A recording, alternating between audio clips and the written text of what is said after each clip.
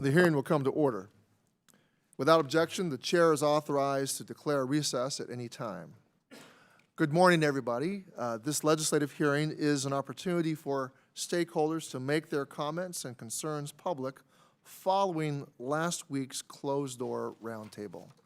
And today's hearing follows months of meetings and discussions with veteran service organizations, mental health professionals, experts in suicide prevention policy, union leadership, and other stakeholders. And I'm grateful for their responsiveness and willingness to work toward improved language that delivers VA's finite resources to the communities that need them most.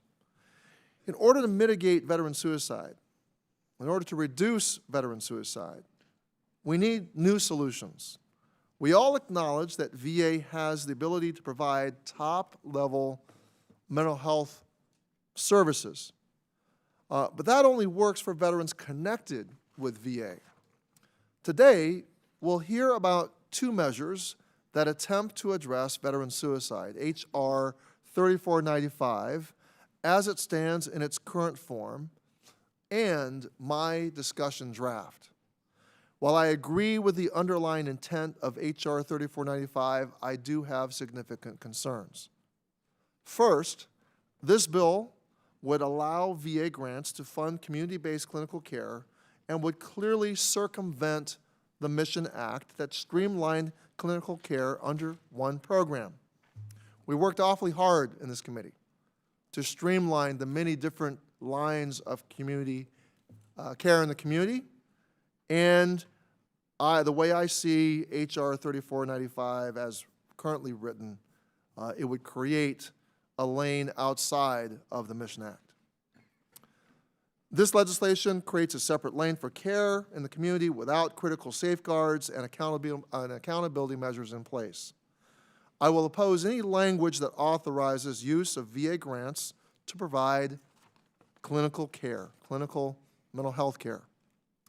At the roundtable, the coordinating groups or hub organizations that we heard from said that they had the ability to make clinical services available to veterans ineligible for care at VA.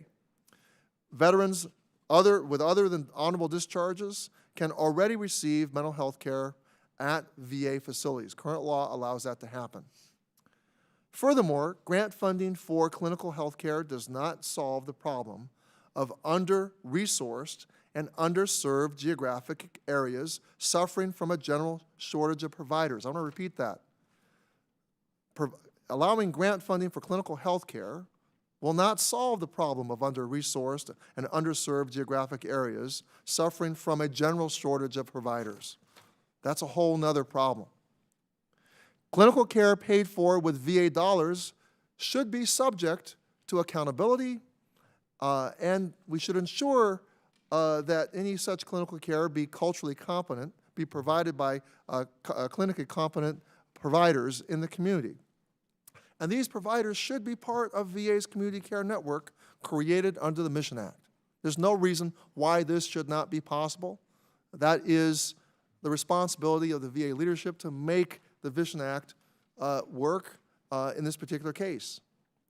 The urgency of addressing the crisis of veteran suicide should not be the pretext for allowing VA money to go to providers who are not held to account for measurable outcomes or for providing culturally competent care and who are not subject to any oversight. Second, H.R. 3495, as introduced, would provide direct temporary cash assistance to veterans, their families, and anyone else who may live with them. My understanding is that cash assistance to veterans needs further, more careful consideration and should be taken up in separate legislation.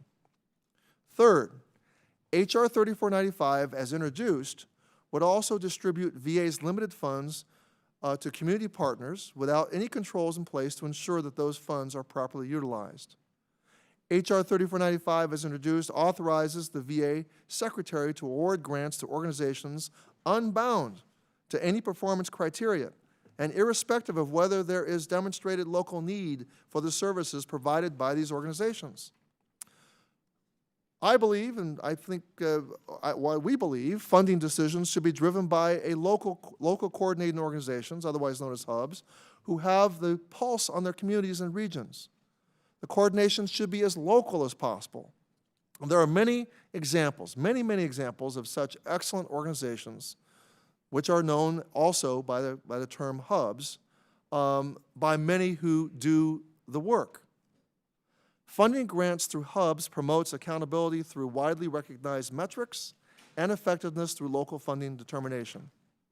Without local need and metrics tied to the award of grant funding, this is not consistent with a policy goal of reaching the 60% of veterans at risk for suicide who are not connected with VA. Now, all this being said, I'm very grateful for General Bergman's commitment to ensuring we work together to ensure vital accountability measures are in place, and my concerns on H.R. 3495 as introduced are addressed. I'm very pleased that he's interested in addressing my concerns. My legislation presented today as a discussion draft delivers a public health solution focused on upstream intervention. The idea that if we provide wraparound services to addressing housing, insecurity, unemployment, and social isolation, we can better prepare veterans to deal with life stressors that may lead to suicidal ideation itself. We want to intervene far upstream before even a crisis occurs. That is the public health model. My discussion draft seeks to channel federal grants into local community organizations through local coordinating organizations that mirror the recommendations embedded in the President's own Prevents executive order. I do not believe the Office of the Secretary with an advisory committee in Washington, D.C. meets the intent or spirit of the President's executive order, especially Section 5. Establishing metrics and coordination of local resources are emphasized in Section 5 of that executive order. Veterans' daily lives don't solely revolve around VA. The veterans frequent small businesses. They attend classes at community colleges and universities. They volunteer in their neighborhoods and participate in the local workforce, just like everybody else. My draft legislation aims to leverage these deep ties already existing in the community by using the hub model, which can help connect veterans with existing community-based partners already working to serve veterans and their families. Hubs are similar to the vet centers, resource centers, and case managers VA provides, but they also can coordinate services, make referrals, and track effectiveness, demand, and capacity across a network. In a sense, creating that network for services that already exist, and I underscore already exist, and I realize in some parts of the country they may not exist. My discussion draft goes beyond doling out cash to unestablished organizations and ensures key accountability measures are in place that require organizations with a demonstrated track record of providing services to veterans. It creates an opportunity for coordination. It creates an opportunity for communities as a whole to surround and support veterans with the services they wish to access most often.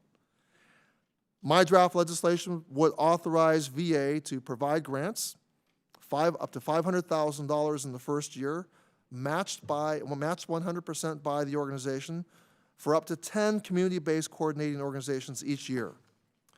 Qualifying organizations are those that provide social services that mitigate known life stressors like employment counseling, family counseling, debt forgiveness, higher education assistance, housing services, legal counseling, and recreational therapy. We must create a public health infrastructure. If we fail to provide our communities with the support they need in order to assess, increase, and leverage community-based services to better serve veterans, then veterans will not be able to access these services.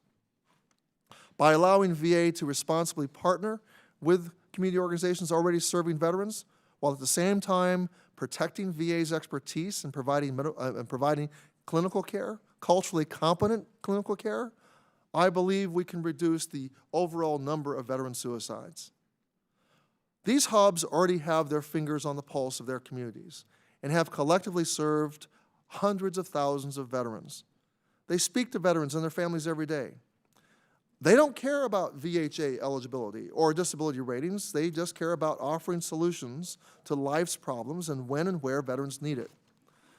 Focusing VA's limited funds to fill gaps in resources will provide the most sought-after services based on recommendations from local stakeholders in the community, not from politicians in Washington, D.C. We've long been debating how to address the crisis of veteran suicide. My discussion draft is a clear solution that will direct resources to those who need them most, increase coordination in our own communities, improve the quality of life for veterans and their families, and help reduce veteran suicide as a result. And with that, I'd like to recognize Ranking Member Dr. Rowe for 5 minutes for any opening remarks that he may have. Dr. Rowe. Thank you, Mr. Chairman. I'm glad today that we're having this hearing. I very much appreciate it. Since this bill was introduced in the House on June 26, 148 or so days ago, 2,960 service members and veterans have died by suicide. There's undoubtedly a lot to discuss about this bill today, but I want to ask all committee members and all of our witnesses and all of those watching not to lose sight of that number, 2,960. That 2,960 families that won't have all their loved ones around for their Thanksgiving tables or Christmas this year or ever. That 2,960 lives are forever lost. That's what this bill is about, finding the lost and saving their lives. The stakes could not be higher. Of the 20 service members and veterans who die by suicide each day, 14 did not seek care from the Department of Veterans Affairs in the 2 years prior to their death. We do not know much about those men and women except they are not VA users. Some of them aren't eligible for VA benefits and services. Others likely unfamiliar or uninterested in them. The IMPROVE Act would give VA the means to identify and support those veterans, the ones who don't, won't, or can't seek VA out for themselves, by assisting the organizations and entities caring for them in their communities so that the VA can meet them where they are and offer them whatever help they might need to save their own lives. There are precious few things Elizabeth Warren and I agree on, but we're both co-sponsors of the IMPROVE Act. We're joined by more than 200 of our colleagues in the House and more than 27 of our colleagues in the Senate. With widespread bipartisan support that this bill has received from representatives and senators across the political spectrum is rare and evidence of both the seriousness of the impact the national suicide crisis is having on our nation's veterans and the wisdom of the broad public health approach to suicide prevention the IMPROVE Act embodies.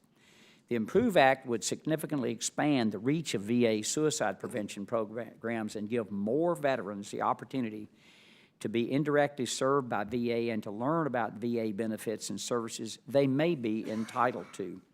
It would also provide a necessary mechanism to deliver care and supportive services to veterans who are at risk and who are living outside the VA's influence. It's not a threat to VA, much less to the health and well-being of our nation's veterans, as some have alleged. It's a lifeline. As you know, we will hear shortly from Blake Bourne with the Veterans Bridge Home, one of my fellow Army veterans. No single entity can adequately meet the needs of every veteran in every community in every instance. Not even the second largest department in the federal government with a budget and staff that grows every year. Because the IMPROVE Act is based on a legislative proposal in the fiscal year 2020 budget submission, specific funding has already been allocated for it in the department's FY 2020 budget request. That funding would comprise far less than 0.5% of the total mental health budget, and yet it has the potential to reach 70% of service members, veterans, who die by suicide every day without being known to the VA. Mr. Chairman, after last week's roundtable, which was very good, I might add, you asked that I draft a compromise proposal that addressed the concerns that have been raised by you and others about the bill as written, especially with regard to the provision of clinical care, the provision of temporary cash assistance, and provision of grant funding to direct service providers. I believe the draft proposal I produced and shared with you and our witnesses preserve the life-serving intent of IMPROVE Act as introduced and effectively addresses those three areas of concern by, number one, putting specific mechanisms in place to connect veterans with VA medical facilities so that, if possible, any ongoing care a veteran requires is provided by VA. 2, allowing grantees to assist veterans struggling with common risk factors, but prohibiting them from providing direct cash assistance to veterans and their families. And number 3, requiring VA to prioritize grant funding to so-called hub organizations, but not limiting grants only to those organizations which do excellent work, but may not effectively serve at-risk veterans in rural or remote areas where I live. My compromise language is truly a compromise. Accepting it would require concessions from both of us, Mr. Chairman, and it includes many of the suggestions that were made during our roundtable last week by our Veteran Service Organization partners. I look forward to discussing that language today and hope that we can soon come to an agreement on it and commit at last to marking it up as soon as we return to D.C. in December. I'm grateful that Secretary Wilkie is with us this morning to participate in the discussion, as his leadership and foresight on the IMPROVE Act has been steadfast. I'm also grateful for the many VSOs who are testifying here today, and those who have submitted statements for the record, and those who appeared at our closed-door roundtable just last week. Their input and support are invaluable, and I appreciate their willingness to engage with me and my staff to make sure that we are on the right track with respect to this bill and all of our work. And I'm also grateful to Mr. Bourne for being here to discuss the great work that the Veterans Bridge Home does for veterans and their families in North Carolina, and the wonderful life-saving opportunity that we have with the IMPROVE Act to sustain that work across the country. And just, Mr. Chairman, a couple of comments and why I want to do this and why I think this is important. We've had accountability, we've had metrics, we have call centers, we have quality measures, we have all those things. And guess what? Still today, 20 veterans are going to commit suicide. So we have to reach out and try to find those 14 who never get to the VA, never get the care. And I know as a clinician, if I'm seeing someone in extremis, I'm going to worry a whole lot less about when I get paid than to take care of that person in need right then. We do it all the time in healthcare. We take care of the patient and then figure out who all gets the money. And I think certainly with this small amount of investment, it's not a large investment. I agree with you on that, and the money is in a different silo anyway. But we've gone from $2.5 billion in 2005 to a $9.5 billion budget, and our suicide rate is exactly the same. We have to start doing something differently. And with that, I yield back. Mr. Chairman, thank you for holding the hearing today. Thank you for those kind words, Ranking Member Dr. Rowe. I have to say that I do understand that the minority staff and the majority staff have been, I think, in meaningful dialogue, something that I did not perceive to be happening before the last markup. I am pleased that that there is discussion going on about the concerns that I have, the three main concerns that I have with H.R. 3495 as introduced. Appearing before us today, we're delighted to welcome the Honorable Robert Wilkie, Secretary of the U.S. Department of Veterans Affairs. Welcome, Mr. Secretary. Thank you, sir. I recognize you for 5 minutes for your opening statement. Thank you, sir. To pick up on Dr. Rowe's theme, while we are here, 2 veterans will take their lives. Since the first shots were fired at Lexington, 41 million Americans have put on the uniform, and well over 1 million have paid the ultimate price.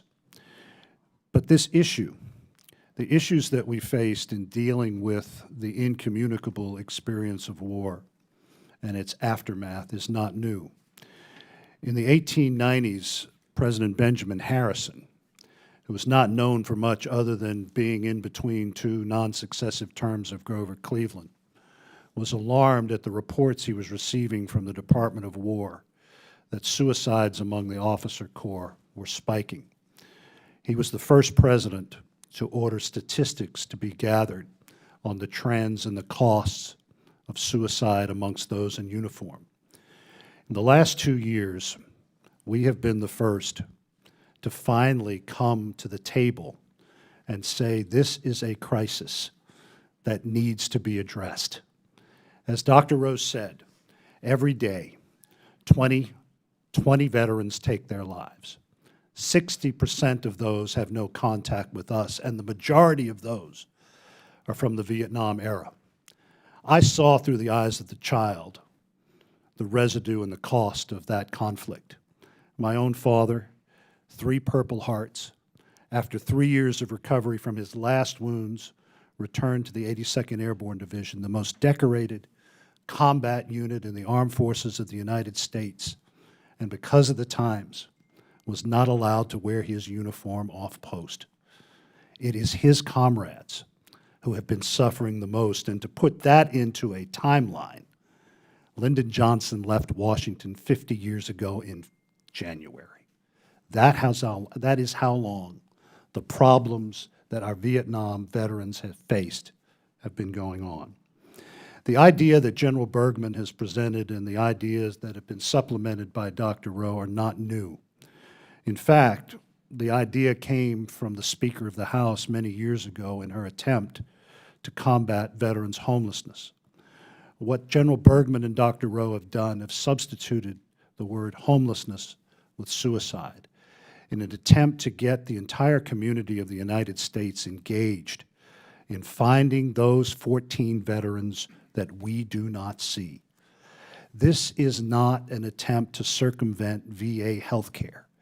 This is an attempt at triage on the streets and in our rural areas to help us find those veterans we cannot touch and perhaps save them from the consequences that they have experienced as a result of their service. And I want to get to the argument that I believe was made in the roundtable, and that is privatization, and let me put this in context. The budget for this department set aside $18 million for these programs. $18 million is not a lot of money for us. We have a $9.5 billion mental health budget inside of a $220 billion VA budget. Only in Washington, D.C., would someone say that using $18 million to get community partners engaged in the lives of veterans is a pathway to privatization and the degradation of services. It will not happen. And as the chairman and the ranking member have said, we have been in contact with the VSOs and both sides of this committee in the last few weeks to hammer out a way forward that Dr. Rowe just articulated. We recognize that we need help in finding those veterans. I will not sit here and tell you that I'm going to give you a metric and that we will eliminate veteran suicide. Human life is not linear. But I will give you an example of some of the problems that we faced this year. In Ohio, a 69-year-old veteran took his life on one of our grounds. He was facing life-changing surgery, cancer surgery that would have removed his left eye, his jaw, and his vocal cords. He made a decision to take his life, but he left us a note asking us to take care of his mother. That is the kind of tragedy that we see on a daily basis, the ones that we do see. It is those 14 we don't see that are the crux of this legislation. This is an important step forward in a time, and I'm considered a pretty good historian by some, in a time when Washington, D.C. is divided as it has not been, certainly since Vietnam and perhaps the Civil War. This is an opportunity to say, when it comes to warriors, that enough is enough. This legislation has brought together conservatives, it has brought together liberals, and it has brought together moderates on both sides of the House. It is our way of supplementing what this committee has already done with the Mission Act, with accountability, in letting us get out to those communities and say, please help us find these warriors. As I said at the beginning, it started in the 1890s, And we are sadly finally getting around to addressing this as a nation. But we have an opportunity here, and this is a very good first start, and I thank you, Mr. Chairman.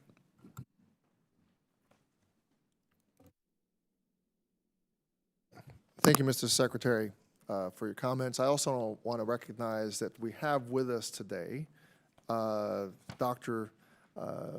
Stone, the executive in charge of the U.S. Department of Veterans Affairs. He's in charge of the VHA. Dr. David Carroll, executive director, Office of Mental Health, the U.S. Department of Affairs. Welcome, gentlemen, to the committee as well.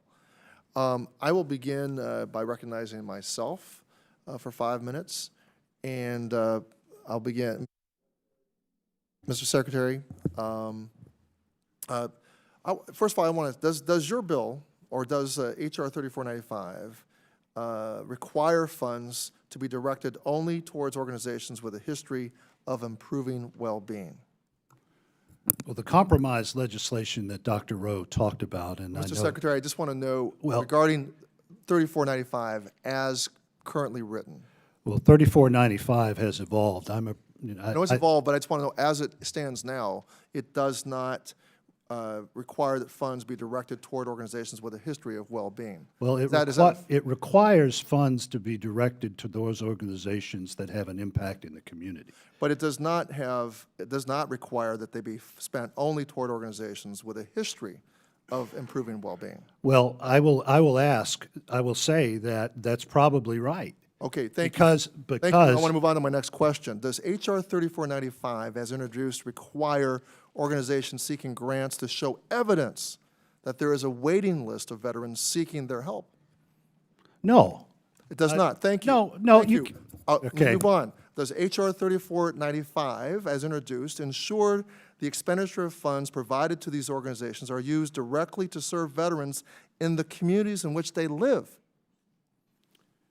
The only place we should be spending money is in the communities. I'm glad we with agree veterans. on that, but does H.R. 3495, as introduced, ensure the expenditure of funds provided Mr. Chairman, to I these think, organizations used directly to serve veterans in the communities in which they live? Mr. Chairman, I think you know the answer, that the intent of that is yes.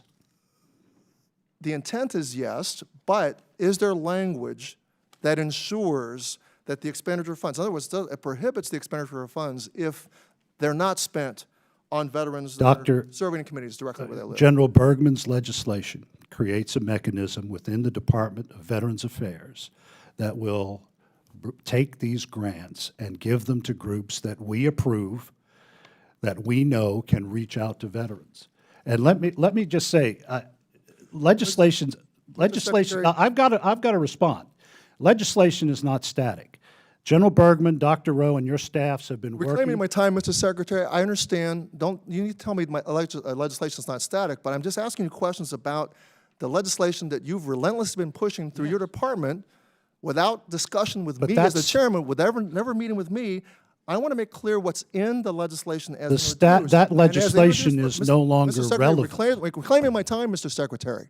Yes. Reclaiming my time. It's my time to ask a question. I hope you give me a chance to respond. I have, and you've answered very succinctly and honestly so far, but the legislation, you usually say intends, but does not, but I'm telling you it does not require.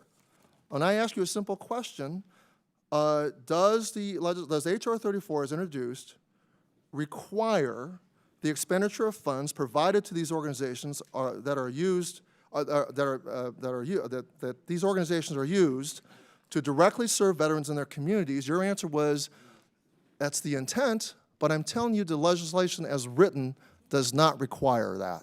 Well, I will say, and you and I had this discussion in front of the Speaker, the legislation that you are talking about is no longer relevant in the discussion, because you have compromise legislation that has been offered by the author, you have compromise legislation that has been worked on by the ranking member. That base bill is no longer, will no longer be passed into law. What I want to make so clear, we are going beyond that. What I want to make clear, Mr. Secretary, is relentlessly this legislation was pushed. You've pushed out op-eds in advance. That meeting with the Speaker was arranged with the Speaker. I was an add-on. You have never sought a meeting with me to discuss my problems with this bill. And in fact, there is a major shortcoming in terms of there is no inadequate accountability for how this grant money is going to be spent. Your legislation as written, the legislation HR 3495 as written, does not even require that funds be spent on organizations that directly serve veterans in their own communities. Well, let me say, you're giving me much too much credit. This legislation was around long before we had a Prevents Task Force. This legislation was put forward by members of this committee. The only thing that I did was support the efforts by members of this committee to finally address suicide. Okay. My time is my job as the Secretary My of time has Veterans expired, Affairs. Mr. Secretary.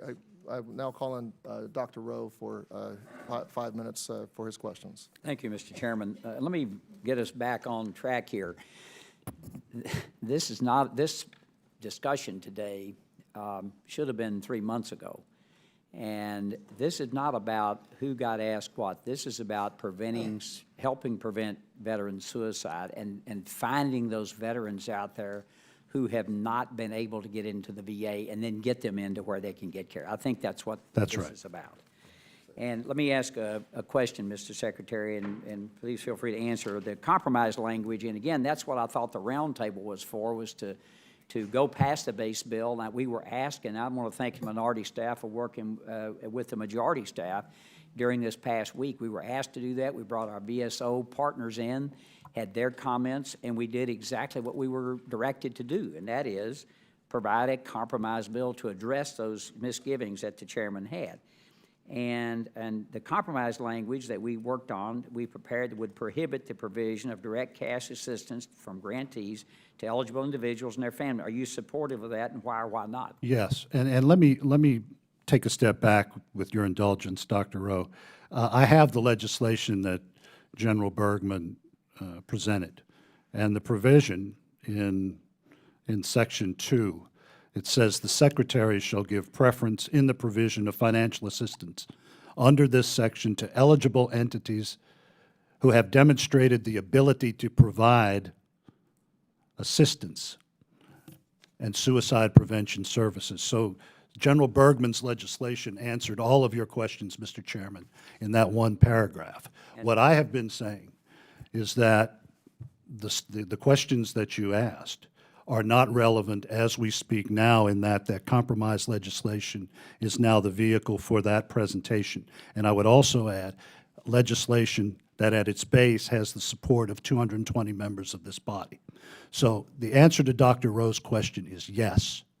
And I want to thank the chairman for bringing this bill forward, and hopefully we can get this thing done and out of here by Christmas so the bipartisan group of senators who are backing this can get it done and have us get the ability to get out on the streets and find those veterans we don't see.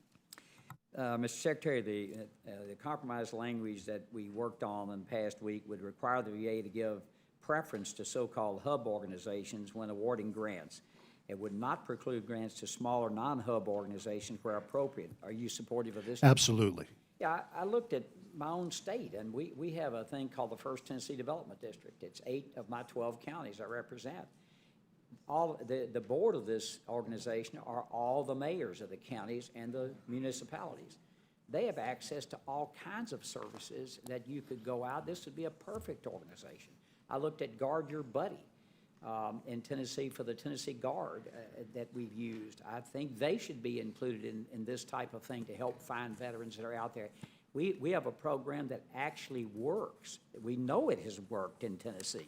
So I think, again, to get our discussion back on track, we're really gone past the base bill because that's what we're asked to do. And Mr. Chairman, when you had the roundtable, which was very good, I thought, last week, it really sparked us to say, hey, what can we do?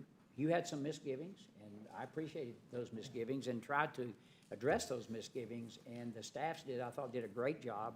I think we have a good compromise bill, and I think we need to move forward one that, with light speed. This is the last I will say about this. This is too serious a matter to worry about who gets credit for the final product. We've been ignoring suicide amongst warriors for over 200 years in this country. We are finally getting around to it. I saw what the impact it had growing up at Fort Bragg. I've seen it now in spades as the secretary of this department. I think that what we've seen play out in the last few weeks with members coming together is an indication that members of this body and the other body have also said enough is enough, and let's get something done. Secretary, I want to finish by saying General Bergman served in Vietnam. I served in Korea at the same time. I wouldn't pick up a coat that had Vietnam written in it, and I'd hang it back up. I would not even put it on. If they gave it to me, I wouldn't take it. It's taken me a while to get over that, and I have. And you have veterans out there that feel the same way about the VA. They wouldn't walk in there for a certain reason. We've got to get to these men and women and help them. I yield back. Mr. Secretary, I just want to make clear that my concern here is not about who receives credit. My concern all along has been to engage with minority staff and to get even your office to even respond. You've never taken the opportunity to respond to my draft, which has also been out there for quite a while. And we just received, majority staff never received and never worked on this so-called compromise legislation. It was sent after 7 p.m. last night. So it's taken this long to even get people, the minority staff to respond. And since you're raising this issue of 212 co-sponsors on H.R. 3495, I guess the number's gone up. Yes. Well, since you raised this issue, Mr. Secretary, I hope you can clarify a point for me. Did anyone in your office or the Office of Congressional Affairs contact House member offices asking members to sign on to H.R. 3495? Oh, I'm sure we did. Oh, okay. Well, then you can. Then I shouldn't be surprised when I see a note that we've printed out, actually an email, quote, wanted to shoot you an email today because I was reviewing the status of H.R. 3495 and noted that both Reps X and Y were co-sponsors, but your boss hasn't signed on yet. So I thought I would reach out and provide some info and let you know that it would be great to add Representative Pocan as a co-sponsor. This is highly inappropriate, and I think, and you seem to be very proud of the fact that your office has been engaged in this sort of stuff. And this way of operating.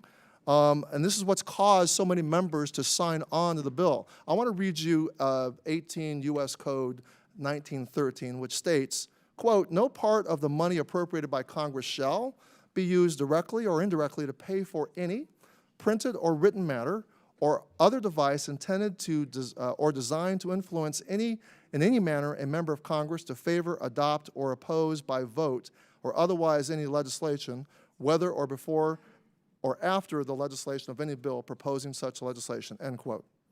The way I read that section of the U.S. Code, your actions were actions of your office and people who work in your office were inappropriate, and public funds should not have been used in that way. Well, and that can explain why so many members have signed on to this bill. Mr. Chairman, you are, I don't think you're giving credit to the 220 members who signed on.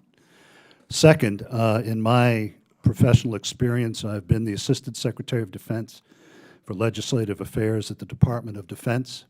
I've also had that job at the National Security Council. The section of the law that you cite is about corruption. It is not about the offices of the federal government educating and informing and supporting legislation that support the activities of that particular federal department. If that were the case, then we would not have any legislative affairs office. We would not have an effort by any department of the federal government to do something as simple as promote the president's budget and try to get sponsors to support the president's budget. So I think I will say that we are doing our due diligence to help veterans. And again, I go back. I really don't care who gets credit. I don't care what went on before. We've got 20 veterans who are dying. 2 have died in the time that it has taken for you to drop that gavel and me to answer your questions. So that's what's more important here? Don't imply, Mr. Secretary, I care any less about the veterans who are committing suicide. I have declared suicide prevention to be the #1 priority of this committee. We've worked diligently on that priority, and we want to get it right. There are high stakes in terms of getting it right, and there are high stakes in terms of getting it wrong.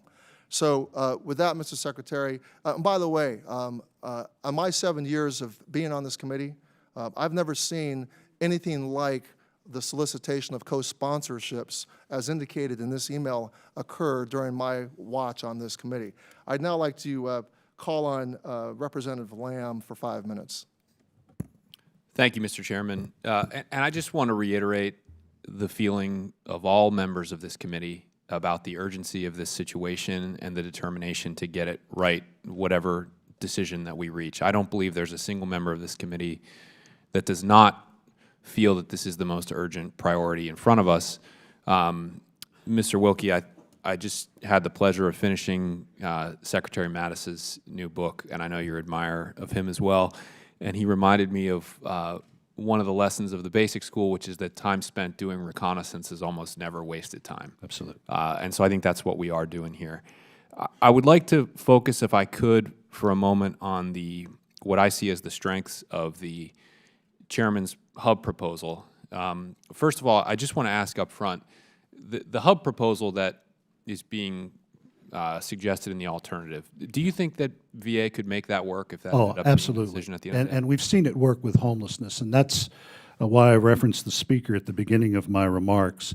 What the hub proposal did, what the hub model did, was go out into the communities and find groups like Catholic Charities who have deep tentacles into all areas of a community and say, go out and help us find homeless veterans. I think the addition that General Bergman has made augments that by trying to find those groups, even small ones, that can be more creative when it comes to helping us find those veterans on the street. But yes, I think it's worked before, and I think it'll work again. And I appreciate that. And I think it's important for people to know that this is actually already working in some communities in the country. So not everybody has an America Serves hub already, but I'm sure you're familiar with the America Serves program. Yes, sir. We are fortunate enough to have one in 3 counties of the roughly 10 counties of southwestern Pennsylvania. And it is, you mentioned Catholic Charities, this one is overseen by the Pittsburgh Mercy Health System, which is a offshoot of the Sisters of Mercy. And one of the best in the country. Definitely one of the best. And the program administrator of that is an artilleryman from the Pennsylvania National Guard.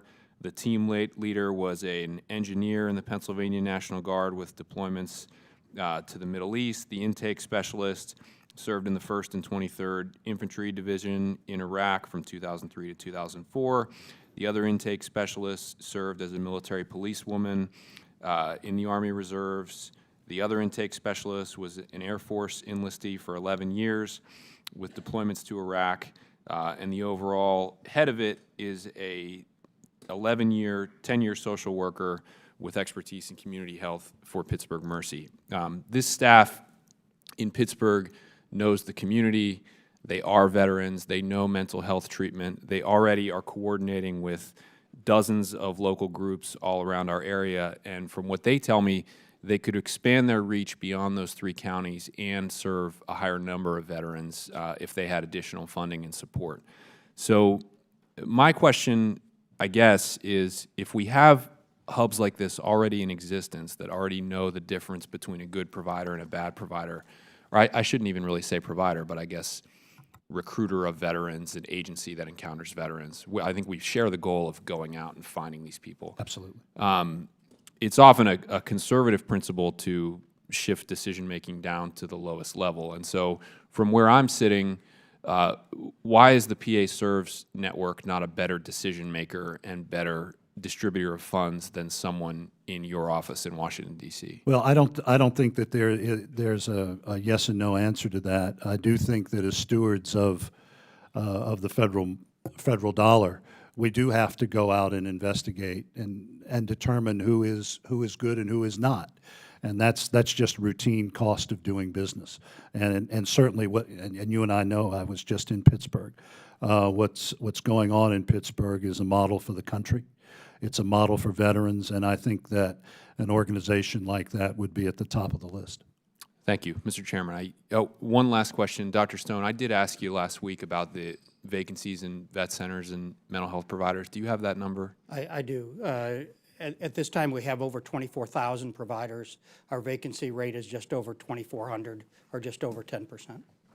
2,400 on the mental health provider. Right. Would that include, that would be like docs, nurses, social workers, all These are inclusive? mental health providers, so they're psychiatrists, psychologists, psychiatric social workers. Got it, okay.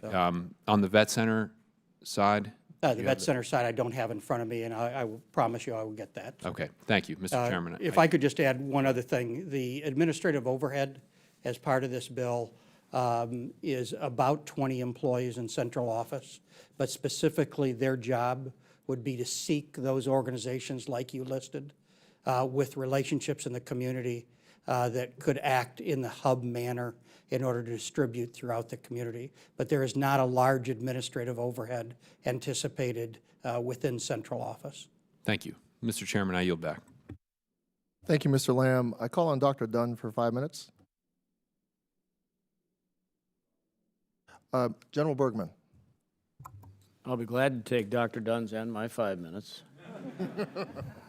But let's get to the point. Number one, Chairman Takano, and thank you to you and the majority staff for all the efforts that you've put in, especially collectively with the minority staff, Dr. Rowe's office, and as we have gotten some communication line open with the VA.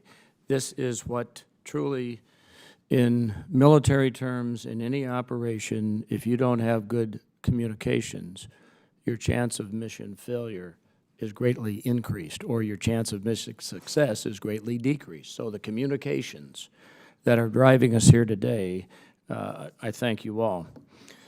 You know, we always quote different authors and different entities. I'm a big Stephen Covey fan, and begin with the end in mind. I believe we're all here with the end is that we are going to do everything we can to reduce veteran suicide, period. But especially in a group that we have not made any dent in those suicides in the last several years. Because, pure and simple, one reason. We don't have any communications with them. We don't have any connection with them. So they're out there alone. You know, one of Covey's other habits is seek to understand before trying to be understood. And what Congressman Lamb talked about as far as General Mattis's quote on reconnaissance, I would say seeking to understand is just a different form of reconnaissance. And you usually develop your understanding through your ears, not through your mouth. So the point is, as my mother would have said, you got 2 ears and 1 mouth, so you do the ratio for what you use. But veterans have long been part of laboratory experiments. I can remember the shotgun, the eye for giving the vaccinations that didn't really work as well as it should have on the right, you know. Bottom line is we all got vaccinated. I could go on with different experiments. I can think of no better laboratory experiment than to figure out ways that we are not currently doing to reach that target market of those, 20 veterans a day. We've heard a lot of things repeated here, and I'd just like to repeat what I believe I heard and what I see on the paper in front of me is that we have gone past the initial bill. We have exhibited compromise. We have exhibited discussion first, back and forth, and we are at a point where now the state of this bill as the proposed language that talks about, the hubs versus smaller / specialized organizations compromise that Secretary Wilkie, you prioritize the hubs, but the grants can also be given to non-hub direct providers. Clinical services compromise. Eligible veterans must be referred to the VA for clinical care, but grantees can provide some services if urgency needed. I guarantee if you're on the battlefield, you really don't care if you're a soldier, if it's a Navy corpsman who treats you. Or, you know, if you're in my case in northern Michigan in January and you're in a ditch alongside the road, you really don't care who stops to pull you out. I mean, you need help when you help it. And I think on the cash assistance compromise that, you know, that'll be prohibited directly to veterans, but the grantee can acquire needed service on behalf of the veteran. So with that, Secretary Wilkie, just one question here. We know very little about many veterans who take their own lives but are outside the VA system. In my bill, we are working to put parameters in place to ensure proper use of grant dollars and track their success. Where do you see is the proper balance between such parameters and ensuring that the legislation allows VA and the community partners to the proper flexibility to help at-risk veterans wherever they are and with whatever problems they might be facing? Well, I think your base bill actually gives us the guidance, and this part of the bill has not changed. It says, and you wrote it, that we assist those who have demonstrated the ability to provide or coordinate suicide prevention services or other services that improve the quality of life of veterans. I think that's the prime directive. We know, as Congressman Lamb just said, what works in Pittsburgh. I know what works in New Orleans and North Carolina. You know what works in Michigan. I think the beauty of the hybrid model that you have come up with, and again, it's not the base bill that we're dealing with, it is dealing with this compromise. It allows for the ability to innovate by allowing us to go out and seek organizations that may not be old, they may not be hierarchical in their organization, but they may be able to reach somebody in far rural Montana or Alaska. To give you an example as to the other way, I've been to Alaska twice to speak to the Federation of Natives, to ask them to double the number of tribal representatives that they have dealing in veterans' issues, to go out into the wilderness of Alaska and help us find them. So what you have done is allowed us the broadest aperture when it comes to finding people in diverse communities who can go out and help. And I think that is a benefit that is long overdue. Mr. Chairman, I yield back. Thank you, General Bergman, and I appreciate the work we've done with each other, and I appreciate your legislation. And again, the intent was never, this hearing is not about credit. I would love to see, I don't believe you think it's about credit, and I just assume using it, but we'll give it to you. Thank you so much. I'd like to now recognize Mr. Levin for 5 minutes. Thank you, Mr. Chairman, and thank you for being with us today, Secretary Wilkie. As you know, I'm very grateful for all the good work of the VA and San Diego generally, and in my district specifically, and I think we all here share an objective to deal with the crisis of veteran suicide. Your staff have circulated a white paper in support of H.R. 3495, which states, and I quote, "We acknowledge there needs to be a clear line of referral from the grantee to VA," end quote. My understanding of H.R. 3495 is that it allows grantees to provide clinical care to veterans without referring them to VA. Could you clarify, Mr. Secretary, the Department's position on whether grantees should refer veterans to VA? So if I could take that, sir. We think that for all chronic mental health issues ought to come back to the VA. But we do recognize the fact that in our work with organizations like the Independence Fund that brings formations back together that have had difficult times, that there are emergent crisis situations that those organizations ought to have the ability to treat the crisis situation and diffuse it. We also know from our roundtable where a number of hub-type organizations spoke that about 85% of veterans that engaged with those community organizations then enrolled, the veteran then enrolled in VA healthcare. And we really believe that through the use of these organizations, we will have enhanced enrollment in VA healthcare for chronic conditions. But the line is between acute crisis situations, diffusing, and then coming to VA. How do you anticipate that creating a new community care pathway disconnected from VA could impact enrollment, impact coordination of care? You've addressed that a bit, but if you care to expand. Let me, as the non-medical person, address what I know the intent of General Bergman has been. We need to find people. And if we find people in crisis, then it is imperative that if that crisis is acute, it doesn't matter where the care is. If you can't get to a VA, the matter needs to be dealt with quickly and efficiently. So I am confident that in a chronic situation, in an acute situation, the imperative will be to get that person to the nearest care, and then we can take over. Let me add to that. At the current time, we have our 8 categories of eligibility.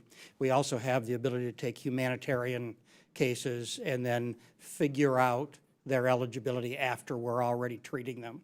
We expand that another step within our vet centers, and it's why Congressman Lamb's question was so important. What's the staffing of our vet centers? Because we have enhanced expandability. What the difficulty today in the 14 that we're losing is that we can't see them. And I can't sit here and tell you that we exactly understand the barriers, except we do know, as the Secretary has articulately stated, that 50 years after Vietnam, there are a number of veterans that still prefer to be lost from us. And we need to identify them through community partners and then come back to you and say, we need this additional criteria in order to bring them into the system. The one-pager also states, and I quote, grant funds will be restricted for the direct use of veterans, end quote. Yet I believe the bill allows the provision of services, including clinical care, to a veteran's family members or housemates. Can you clarify the Department's position on using its resources to care for civilians? Sure. The care that we want to provide is focused on the veterans. I think family members are an integral part of their community, and to the extent that family members can support the veterans, or maybe if the family dynamic is the dysfunctional component, that needs to be addressed in order to reduce that person's crisis at that time. And I would add an example of that, Congressman, would be child care. If we found a veteran in crisis and took that veteran to an acute service, the import of General Bergman's legislation and Dr. Rowe's compromise would be to allow that community-based organization to support that veteran by taking care of child care, and that's an example. Yeah, let me move away from sort of the mental health answer. We have veterans in crisis because they can't get to a job. It may be paying a family member to drive them to their job because they don't have a driver's license. So if we begin to move away from all the causes of crisis, from simply mental health care, you begin to identify areas needing support that this bill attempts to get at. Thank you. I'm out of time, but again, thanks for your hard work on behalf of our veterans, and I hope we're able to achieve a favorable outcome from all this. Thank you.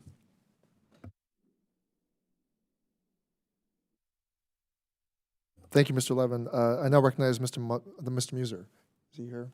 Mr. Muser's not here. Mr. Stubbe? Not here.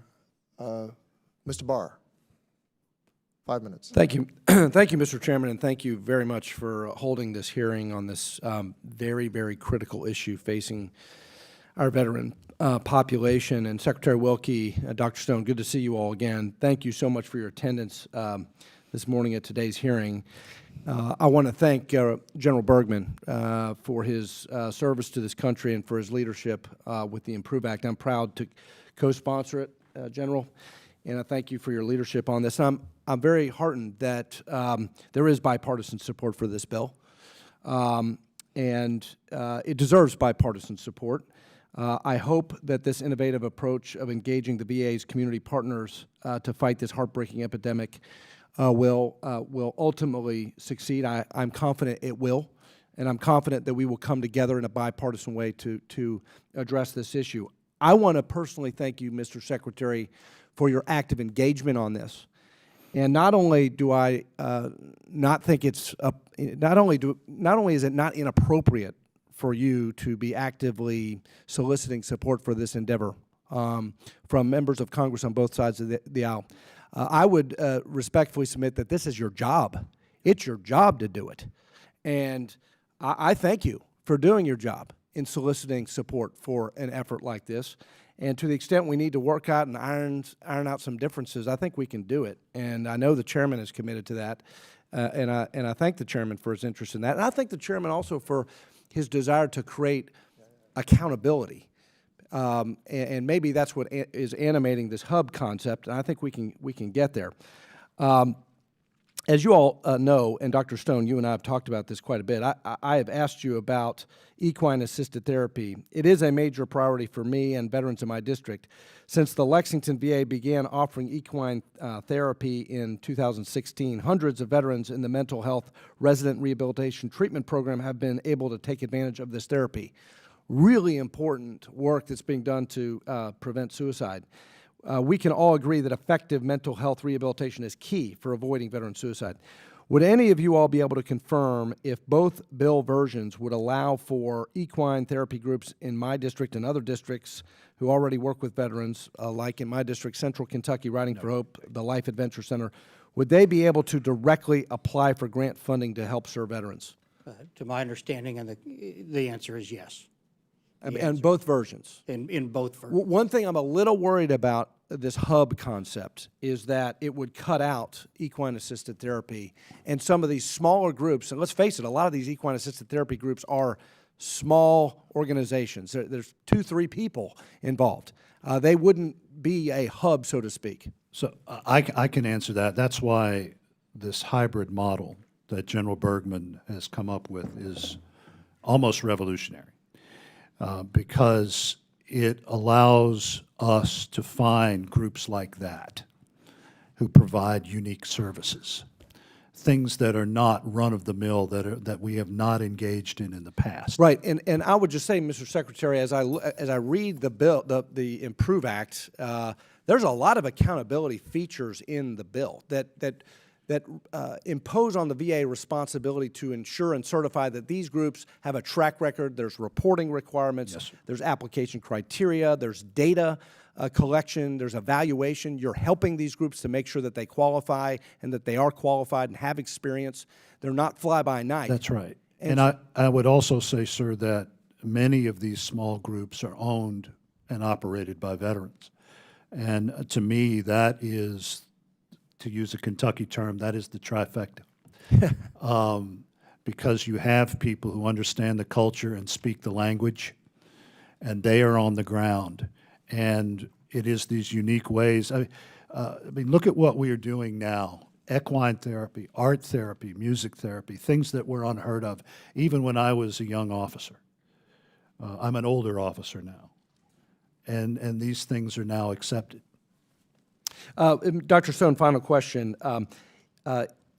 If this bill were to become law, we already have an adaptive sports grant program. Can you explain how the Improve Act grants would interact with the existing ASG grant programs? I think you have to recognize the fact that these grants are to bring people that are not participating into the system. And once you begin to bring them into the system, then the adaptive sports pieces can kick in right away. And when we go to various adaptive sports events, over and over again, we hear from veterans, I was isolated, I was alone. These types of activities brought me in. Well, my time has expired, but I would agree with that these groups, including equine assisted therapy groups, they're out in the community. They interact with veterans who have no interaction with the VA, especially in rural places like Kentucky, and that's why this is so important. That is correct. Yield back. Thank you, Mr. Barr. Mr. Brindisi, you are recognized for 5 minutes. Mr. Brindisi is not here. Mr. Pappas, Ms. Luria. Well, thank you, Secretary Wilkie and Dr. Stone, for joining us today, and thank you, Mr. Bergman, for introducing this legislation. And I would have to say that I reiterate my colleagues that this is one of the issues of utmost importance to this committee and to our nation, because those men and women who have served and who are suffering need to have access to the care. And no more so than in your district. Thank you. And I really appreciate a comment that Ranking Member Rowe made in his opening statement. I wrote this down. It says, it's not a threat to the VA, it's a lifeline to the VA. So in research for this, I went through and I looked at the wait times within my district general geographic area to receive mental health care, and this is just drawn from VA websites. So at the clinic in Virginia Beach, 33 days, at Chesapeake, 23 days, Hampton VA Medical Center, 13 days, and in Elizabeth City, North Carolina, 34 days. So for veterans who are in crisis, they need a resource in the community. And I think that this bill gets after the fact that there are more partners within the community that can provide an immediate resource. And I have been listening and observing the debate as to whether clinical services should be provided, but I think that where I would like to see us go with this is that it's a gap. I mean, 34 days when you're in crisis and you're thinking about taking your own life is too long. And I think that the intent of having these additional services within the community, and we can debate how they're delivered, whether hubs or a hybrid system, I think the hybrid is important. And like Mr. Barr said, there are organizations out there that can provide these services immediately, and they may or may not be clinical care. They could be equine therapy. There can be all types of things that change someone's outlook on life when they are suffering and contemplating hurting themselves, that can be helpful, and I think we should expand that. And the reference that you gave earlier to equating this to what we did for veterans homelessness, we went to the community and said, who out there can help, and how can we give you the resources to help you help our veterans? And so that's the direction I would like to see this go, and I appreciate that there's details within the bill. It is very important to me that we do have, you know, accountability for where the money's going, that those organizations who receive the funds should be able to show us back that they're effectively using those funds to serve veterans in the communities. But I'm very confident, you know, between Mr. Bergman's efforts and the discussion that we've had here that, you know, we can get from the original text to something that provides those opportunities for our partners in the communities to provide more service. So I don't necessarily have a question. I just want to say that taking in everything that we've considered here today, I think that we can get to a yes on this. And I really appreciate you personally appearing before the committee today to be part of the discussion. Well, I thank you for your kindness to me in the time that you have been serving. I have a lot of familiarity with your district, having gone to school in Norfolk when my father was at Joint Forces Staff College. It was the Armed Forces Staff College then. And then in my naval service at Little Creek and Dam Neck. No other district in the country has as many servicemen and women as yours does.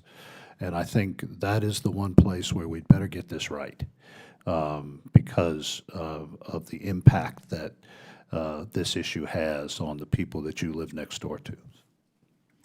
Congresswoman, thank you. Thank you also for the visits that you made to our facilities in your region and your engagement in helping us change and deal with, frankly, what's a very concentrated area of veterans, but also a geographically challenging area because of tunnels and bridges. I would like to say one thing for those veterans that are listening to us today. If a veteran is in crisis, we will see you today. If there is an urgent need, we will see you today. The numbers that you listed were numbers for our wait time for routine care, for non-emergent care, and they are accurate numbers. It can take us sometimes 3 weeks to get people in for routine visit, for changing a provider, but if there is an urgent need, we will see you today. Well, I appreciate you clarifying that, and I also did hear that from the providers at the Hampton VA, that the doors are open if you're in urgent condition. come on in, and we're here to help, and they can provide that triage, that immediate assistance. But I think the purpose of this bill is to provide more partners in our community who also can be that conduit to get people into the care. And the last thing that I'd like to highlight in my last few seconds is that I'm very concerned that the Hampton VA has gone from the watch list to the high-risk list. So we look forward to working very closely with you, with the new director, Mr. Collins, to find the resources and the tools to get them back on track and a better ranking relative to other VAs, and to provide the best service to our constituents. And I will visit with you, and we will walk those halls. As I mentioned, your district is unique among unique districts in that part of the world. I will add one thing. We're out of time, but Yeah, but if I could ask the indulgence, I've talked a lot about America never having a national conversation about mental health. The only person who ever did that was Rosalind Carter. God bless her for that. And nobody was listening. We have had to change the culture, to begin to change the culture, both on the active side and now at the VA side. We do have those same-day mental health services, as you noted. We are now screening every veteran for mental health issues. And as the former Undersecretary of Defense for Personnel and Readiness, General Bergman's former leader, General Mattis, and I plotted out how we begin allowing our recruits in basic training and in their basic individual training to start hearing the cadence of mental health talk. What do you see in yourself? What do you see in your comrade? So that by the time they get to VA, at whatever stage they had in their military career, they know they have a base knowledge with which to move forward. And that, to me, the cultural change is the most important step that we can take in getting our arms around this national issue. Well, thank you, and I know we've already run over, but both being on the Military Personnel Subcommittee on Veterans Affairs, Economic Opportunity, I think that there is a link from active to veteran where we can make that continuum happen, and would love to work with you in both capacities. And thank you for your attention to the Hampton VA.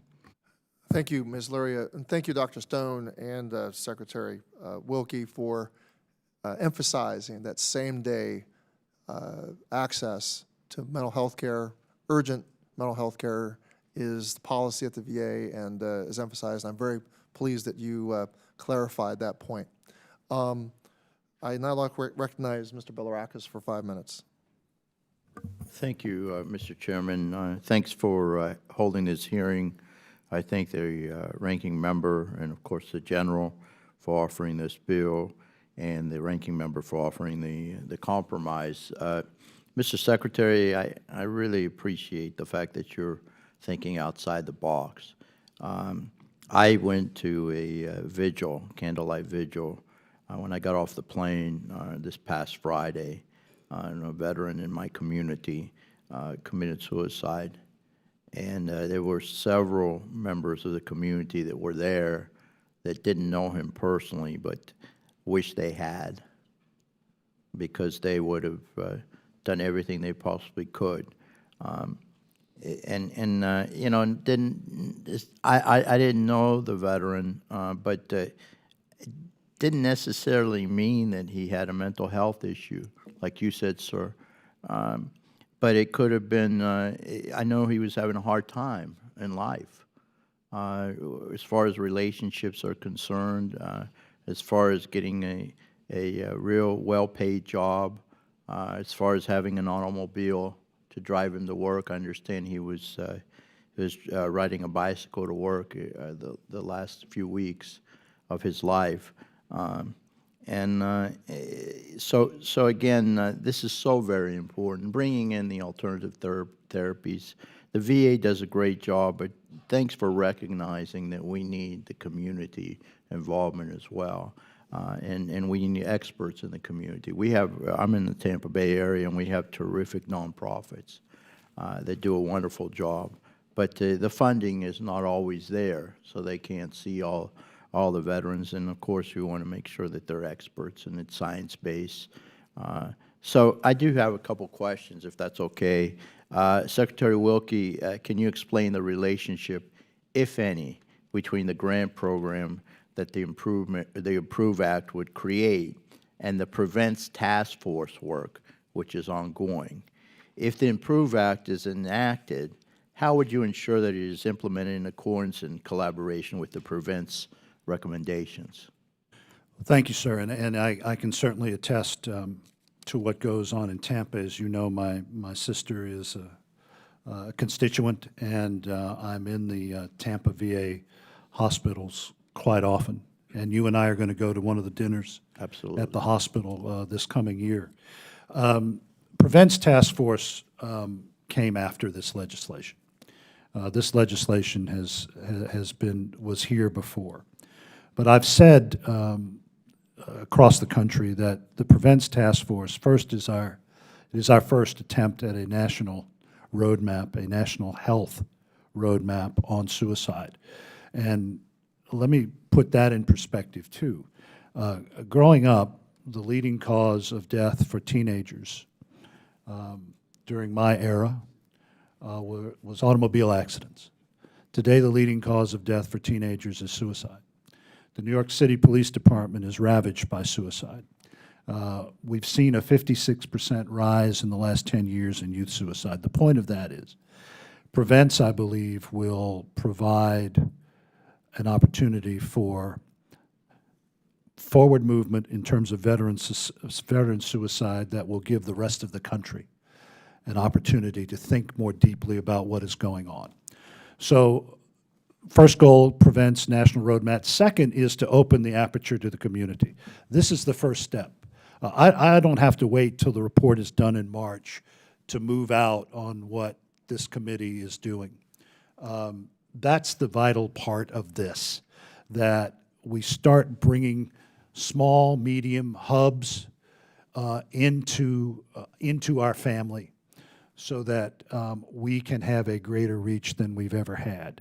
But I do believe that in the end, the public health benefit of what we are doing at both Prevents and here will offer America a way forward during a very tragic time. Thank you. The next question, Mr. Secretary, is the grant program that the Improve Act would create is based on the Supportive Services for Veterans Families, SSVF. Why do you think that model has been effective at addressing veteran homelessness, and why do you think it will be effective at preventing veteran suicide? Well, the key word is community. What that model did was allow us to reach into the community with non-traditional partners, with hubs as well. A few years ago, there were 400,000 veterans and families on the streets of America every night.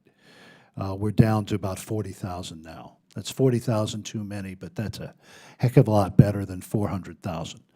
The reason this is modeled on that approach is that we know that approach works. We know that getting into the streets with the people who know the streets is the key, not only to finding homeless veterans, but it can be the way forward on suicide. It is one of the most underappreciated federal-private partnerships that we have, and its success rate is palpable, going from, as I said, 400,000 down to 40,000 just in the last few years. So we need to focus on success, and that gives us a way forward. Thank you. We have St. Vincent's de Paul, a Catholic charity that does an outstanding job in the Tampa Bay area and has reduced homelessness. But if there's one homeless veteran out there, that's one too many. So this is so very important. And again, you talked about the Haley Tampa VA, and I know my time has expired. You know, they think outside the box, and they're making a great deal of progress, but we've got to do more. Thank you very much, Mr. Chairman. I yield back. Mr. Chairman, with your indulgence for just a few seconds, we'll be in Tampa tonight to cap that new patient care tower in Tampa, and we appreciate it. But had an opportunity a number of weeks ago to talk to your governor's team about exactly these kind of programs in the Tampa area and their demonstrated effectiveness. It is exactly these kind of programs, sir, that you refer to that we want to get our arms around. So we thank you for your leadership in this area. Thank you, Mr. Bilirakis. I now call on Ms. Lee for 5 minutes. Thank you, Mr. Chairman. Thank you for being here today. You know, when I think about just today sitting here that 20 men and women are going to take their life by suicide, men and women who have fought for our freedom, it is completely unacceptable, and I do think it is the #1 issue facing this committee. So I thank you for your work on this issue. So I have a history of running nonprofit organizations, and I am a advocate for public-private partnerships. I think that issues like this that, as you said, Mr. Wilkie, are not linear, require that type of unconventional approach. So, you know, knowing that what we are doing right now is clearly not working, that 14, or we can debate the number of these veterans are not currently accessing services, so clearly trying to find ways to get them to access services and get services to them is important. But I'm also a big proponent of accountability and not throwing a ton of money at problems and, you know, throwing everything in the kitchen sink and then not really having any accountability. So I do want to get to issues about data and want to know that what data do you have that indicate that veterans who are currently not connected to the VA are likely to use these programs under this bill? I don't think we can say absolutely we can see this veteran population. And therefore, this is an effort, and that's why it starts at an $18 million investment, and then bringing you data back before we allow it to grow over a decade. But we've got to be able, as I said in my previous answer, to see this veteran population and get them from no, I don't want anything to do with you, to yes. And the greatest chances with using the types of nonprofits that you have talked about and represented in bringing them in. We have to use their neighbors in order to get them to yes. Thank you. One other question I have is with respect to cash assistance and, you know, these veterans who died by suicide but weren't connected to the VHA in the 2 years prior to their death. Is there any data that suggests, I mean, what's the rationale behind providing cash assistance, or that suggests that access is, or lack of access is a significant factor in suicide? Yeah, it is from the SSVF program that has been so effective, that has identified that at-risk families present that I've lost my job, I can't pay my rent, I think we're going to be homeless. And it is that reason that we need to get at this type of cash assistance. And clearly, we do not want to become an ATM. But what we need to do is to recognize the fact that my failure to be able to get to work because I've lost my driver's license for whatever reason places me and my family at risk, both of homelessness as well as at risk for possible suicide. I want to turn now to a different issue that concerns me, and the VA's 2019 National Suicide Prevention Annual Report says that in 2017, 70.7% of male veterans and 43.2% of female veteran suicide deaths resulted as a result of firearm injury. In my home state of Nevada, that number is a staggering 75% of veteran suicide deaths by firearm. I know other Western states and states with high rural populations face those similar challenges. Mr. Wilkie, what policies or programs has the VA proposed or created to address this issue of death by firearm? Well, we'll start with, we are dealing with a population that, by its profession, has expertise in firearms. We have educational programs, particularly through our vet centers for our, and I point to the vet centers because you have to have been in combat to get into a vet center. We provide gun locks, and there was some controversy with some of the groups that we did that, but I am foursquare behind us providing tools to our veterans and their families to promote that kind of safety. Right now, it is the form of education and material like that that we use to address these matters. We also recognize that the decision to commit an act of self-harm is also an impulsive act, and therefore the presence of the gun lock helps. But also, we talked in previous testimonies over these last few months about freezing the keys in a glass of water that's got a picture of one of your children on it, so that it slows down the distance between decision and the ability to execute the act of self-harm. These are incredibly emotional decisions in this society. Look, I'm a gun owner. I spent my more than 2.5 decades in the military around weapons. I'm comfortable with weapons. I'm a hunter. But I recognize the fact that safe handling of those weapons, especially with those people struggling the tumult of life and loneliness, are things that we've got to get around. And we have handed out 2 million gun locks. But the discussion that goes on between our providers and patients is important.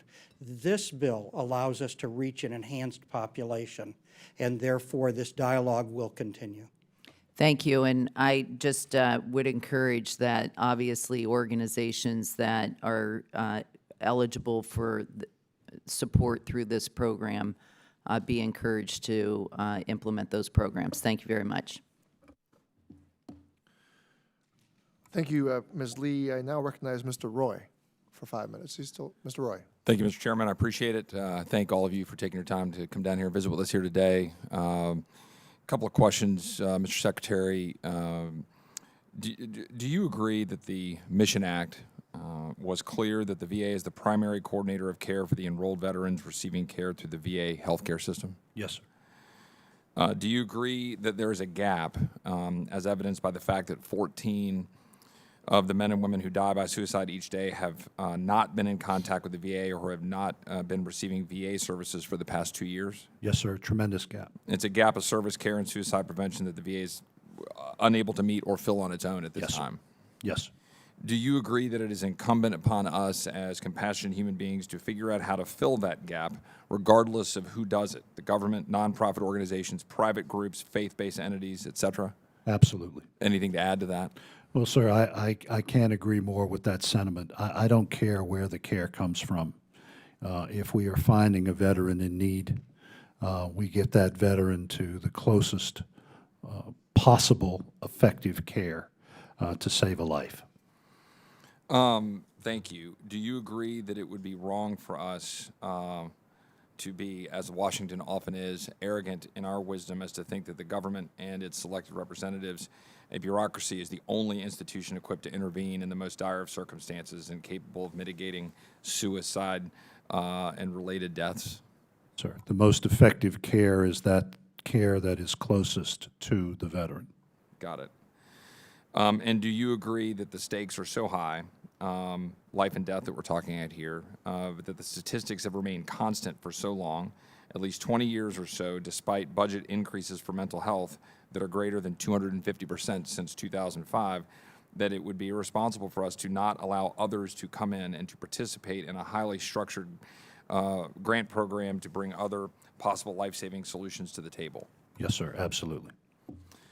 Mr. Secretary, are you aware of the compromise language that Dr. Rowe has prepared on behalf of some of my colleagues here on the committee that would require the VA to give a preference to so-called hub organizations when awarding grants, but would preclude grants to smaller non-hub organizations where appropriate? Are you supportive of that change? I'm supportive of Dr. Rowe's and General Bergman's compromise that allows us, as you said in an earlier question, to open that space up to unique services and unique partnerships. I think we can do both.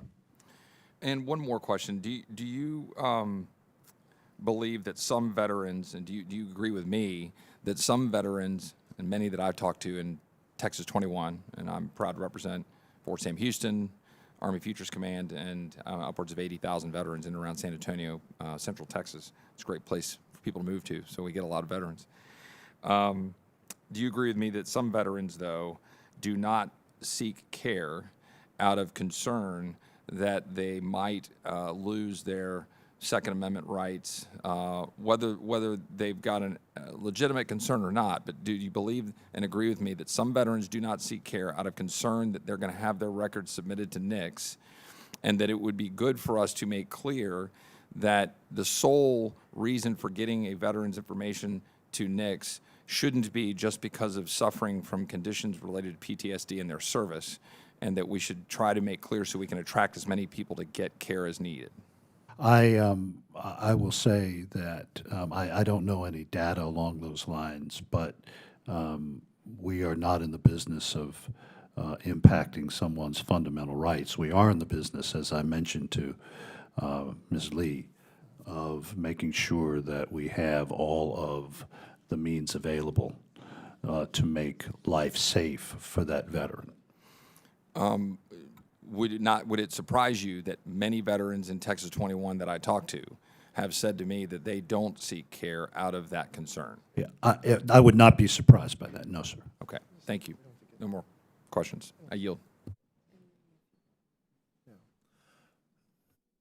Thank you, Mr. Roy. I just want to point out, Mr. Secretary, you had time to analyze the compromise language proposed by Mr. Bergman and the minority staff, but you've offered no comments or taken no time to analyze the discussion draft that I've put forward that's been available for quite some time. Sir, I just got that legislation from your staff last night. That's not true. No, this, Mr. Secretary, this. The compromise legislation I just got last night. Okay. That's not our, I'm just saying that you've had a chance to, to respond to the compromise language, which is fine, but you've not been able, you've issued op-eds and not been able. Well, those op-eds have been on the original legislation, which is, I'm understanding from your comments, is no longer valid, that General Bergman and Dr. Rowe are going to put forward that compromise that I've been talking about as their base legislation. I think that's right. All right. Well, Mr. Secretary, you've issued op-eds decrying the draft ANS that I've had made available.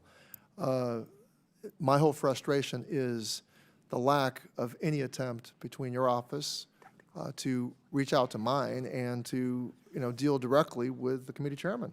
Well, sir, we've never been asked by your staff for any technical assistance on your legislation. I am not presumptive enough to interject where I've not been asked.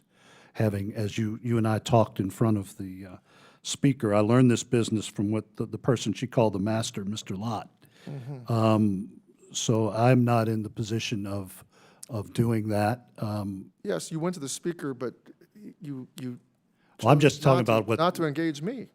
Anyway, But you were not asking. I want to call on Mr. Rose, Mr. Cisneros for 5 minutes, please. Thank you, Mr. Chairman. Thank you, Secretary Wilkie and Dr. Stone and Dr. Carroll for being here today. Like my colleagues, this is an important topic for me, and for me it's also very personal. I had a good friend of mine in college who was an Iraqi and Afghan vet who I served also with in the Navy, who had come back, and as friends do lose sometimes, we lost contact, and when I tried to get back in contact with him, I had found out that he was deceased and had died in a car accident. But after talking to his wife following his death, she had said that he had kind of suffered some from problems coming back from his service overseas, and it got me to thinking that maybe it wasn't so much a car accident as it was him kind of choosing to make a decision to take his life. So it is something, and we do need to make sure that we go and serve our veterans. So I want to ask you really about staffing first with the VA. Would filling the nearly 50,000 vacancies reported by the VA help expand the VA's own capacity to provide high-quality, effective psychotherapy, family counseling, medication treatment, mental health assessments, and other forms of clinical care? So we have, as Dr. Stone said earlier, we have roughly 24,000 mental health providers in VA. Over the last year and a half, we have hired, we've backfilled around 3,000 to 4,000 vacancies and actually added over 1,000 mental health providers to the workforce. The vacancy rate is currently around 10%. We continue to look at mental health staffing.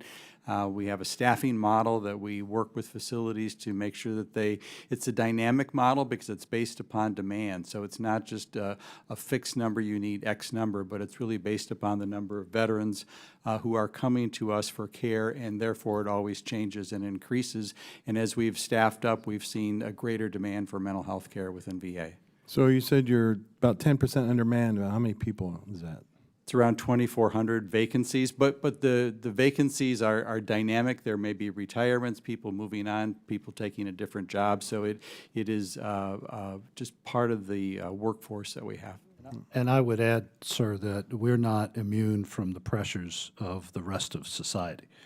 America has a shortage of mental health workers. America has a shortage of primary care physicians. America has a shortage of mental health workers. And we suffer in that sense. I will say, though, that our vacancy rates in those categories tend to be lower than the private sector because people want to serve veterans. So, Secretary Wilkie, you know, like your father, my father is also a Vietnam veteran. And, you know, one thing I do take exception to is that you said, Dr. Stone, is that, you know, only about 6 out of every 20 are seeking care from the VA. So that's an assumption that you kind of made that the other 14 don't want to seek VA care. I would kind of make the argument that a lot of times our veterans just don't know. It took my dad 30 years before he went to the VA. He knew that was even an option for him when he was suffering from diabetes, and then later on, after he started receiving his treatment, you know, from the VA, he was also diagnosed with PTSD. I've run into numerous veterans in my district who've said, you know, I asked one guy who was actually my Uber driver one day, you know, another Vietnam veteran, knew he was eligible for his VA loan, the VA home loan, but didn't know about any other services that he was eligible for. How are we going to, you know, rather than just kind of turning this over to the other individuals to saying, okay, here, take care of this problem, we want to integrate these people into the VA. We want to make sure they're getting this holistic approach healthcare from the VA. And I will say it's the healthcare my dad receives it's been good, and it's taking care of his eyes, it's taking care of his diabetes. But how are we getting the word out there to make sure that these people are getting in? Because I don't think it is people just don't want to receive their health care from the VA. I think there are people, they just don't know what they're eligible for. I certainly think that the world has changed. I can tell you that this is not the VA that we saw in 2014, 2015, 2016. The statistics that I have presented show that in the last year we have had, almost 3 million more appointments than we did the previous year. That's 1.7 within VA and another 1.3 in terms of the Mission Act referrals. Veterans are voting with their feet. The most recent VFW survey, 90% satisfaction rate with VA healthcare amongst VFW members, and more importantly, to get to the second part of your question, those 90% of VFW members recommend to those who are not in VA to get themselves to us. That's the best way to do it, by word of mouth and by going to a place that is in a much better position than it has been in the last few years. I'm out of time, but you know, I would make the argument too, right? The VFW, the American Legion, these VSOs may be pushing that, but how many actual veterans are actually serving in those organizations? It's very few. And so we need to have a better approach in making sure that we're getting out to our veterans. And with that, my time has expired. Thank you, Mr. Cisneros. Ms. Underwood, you have 5 minutes. Thank you, Mr. Chairman, for holding this important hearing, and thank you to our witnesses for being here. I know we all share the same goal of halting veteran suicide crisis and ensuring that our veterans' access to high-quality suicide prevention services is critical to that goal.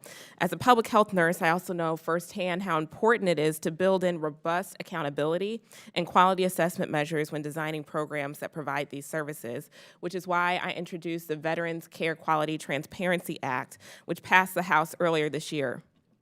My bill helps ensure that outside entities that VA partners with for suicide prevention and mental health services are providing effective care.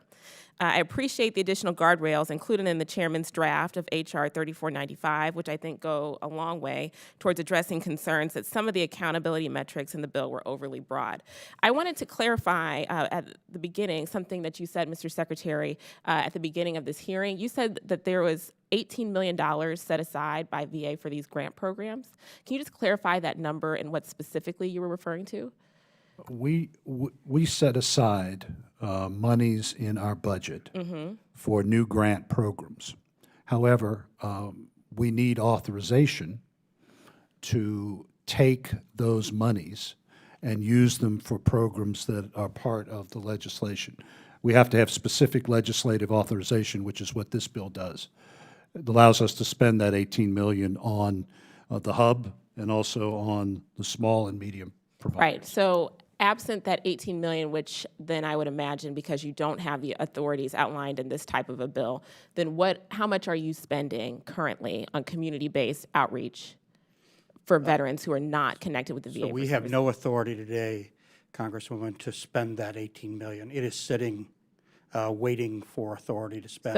So because we have been talking about a public health approach for a number of years, we thought this was the year that we would get authorization passed. And therefore, it is in the budget for this year. But should this bill not pass, we will not have the ability to spend that $18 million. That's only a part of our $9.5 billion mental health budget. I mean, that is what is out there. Okay. I'm going to take this offline. That's a little inconsistent with what we had heard previously, which is how our legislation was generated. I mean, the VA has been spending millions to contract with outside groups to reach people doing, and maybe outreach is different than clinical care coordination or clinical service provision, but it's our understanding that there has been outreach to these veterans who are not connected with the VA, which is why we passed this legislation earlier this year to take a look at some of those contracts. So we will be following up with you all separately. My question for Dr. Carroll is, from a clinical perspective, what do you believe defines a successful suicide prevention service? It has to be individually tailored. We have to look at the individual person, and we want to find the healthy balance of risk and protective factors.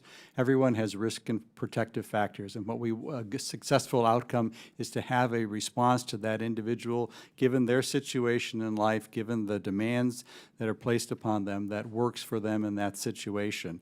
I think we certainly want to preserve life, but that's not the end. We want to help people thrive in their communities. We want people to live well.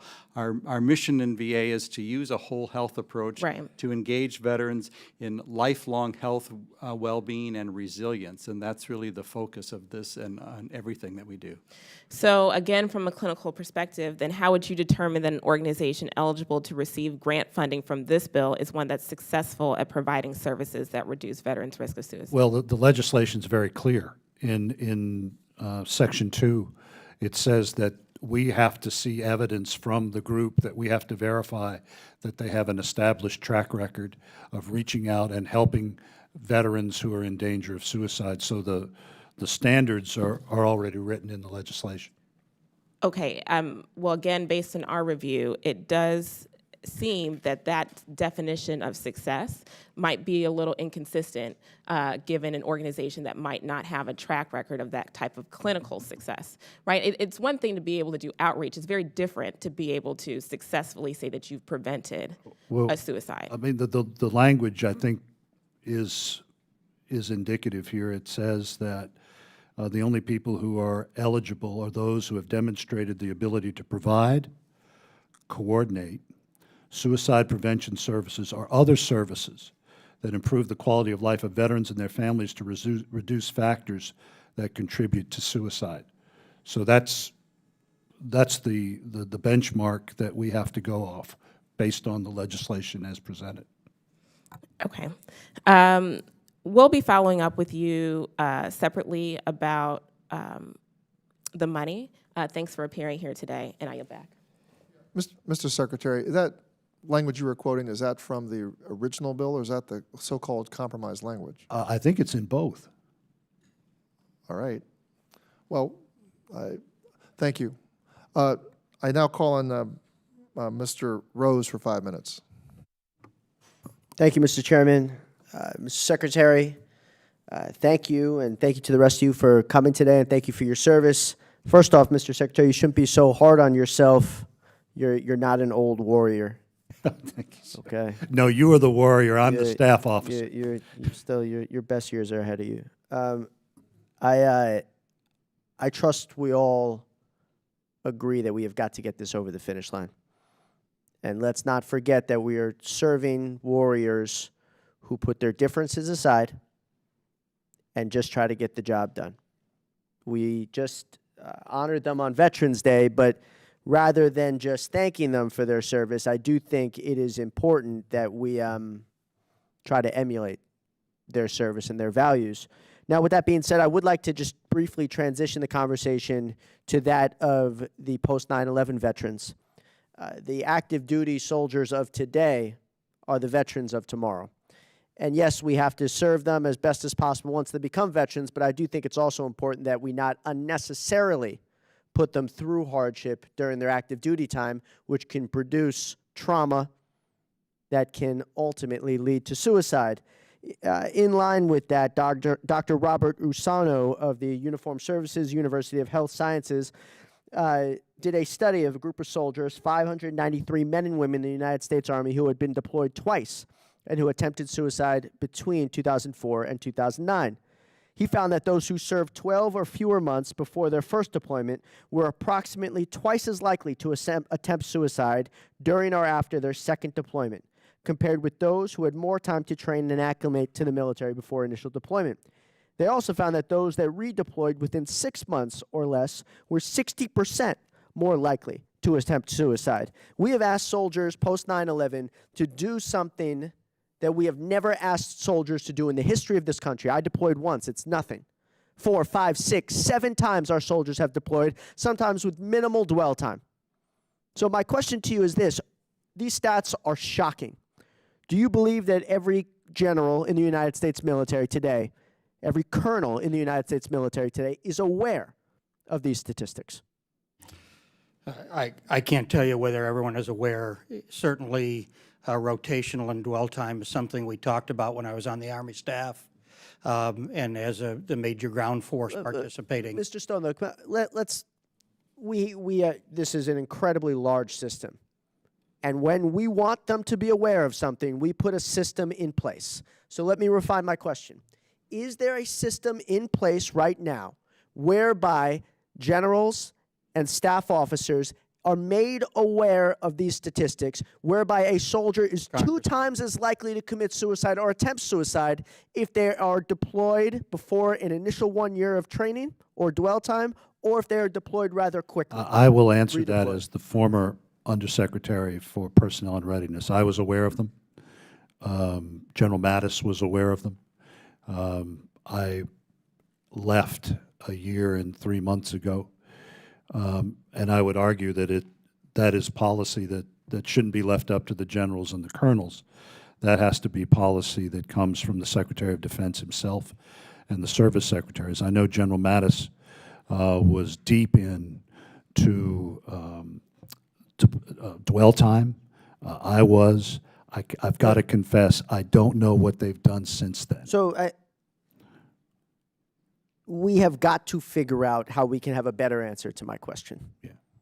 We have to. Would you agree with that? Oh, I agree with you wholeheartedly.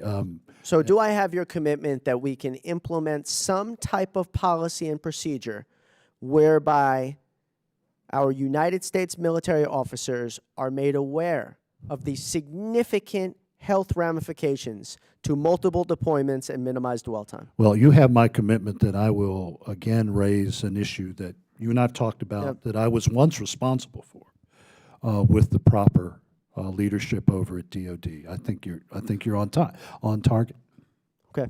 Thank you, Mr. Secretary. I give back the rest of my time, and thank you again for your service. Thank you, sir. Mr. Secretary, well, thank you, Mr. Rose, for that very, incisive questioning about dwell time.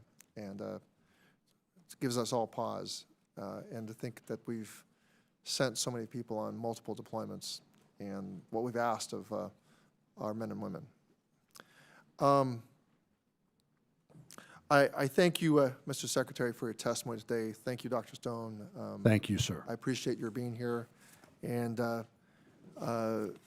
if you have time, I hope that you'll stay and listen to the testimony of our VSOs and get their response to the legislation. Well, I think in the current climate, if I stayed, which I would love to do, I would probably be held in contempt of Congress for not appearing at another hearing. I see.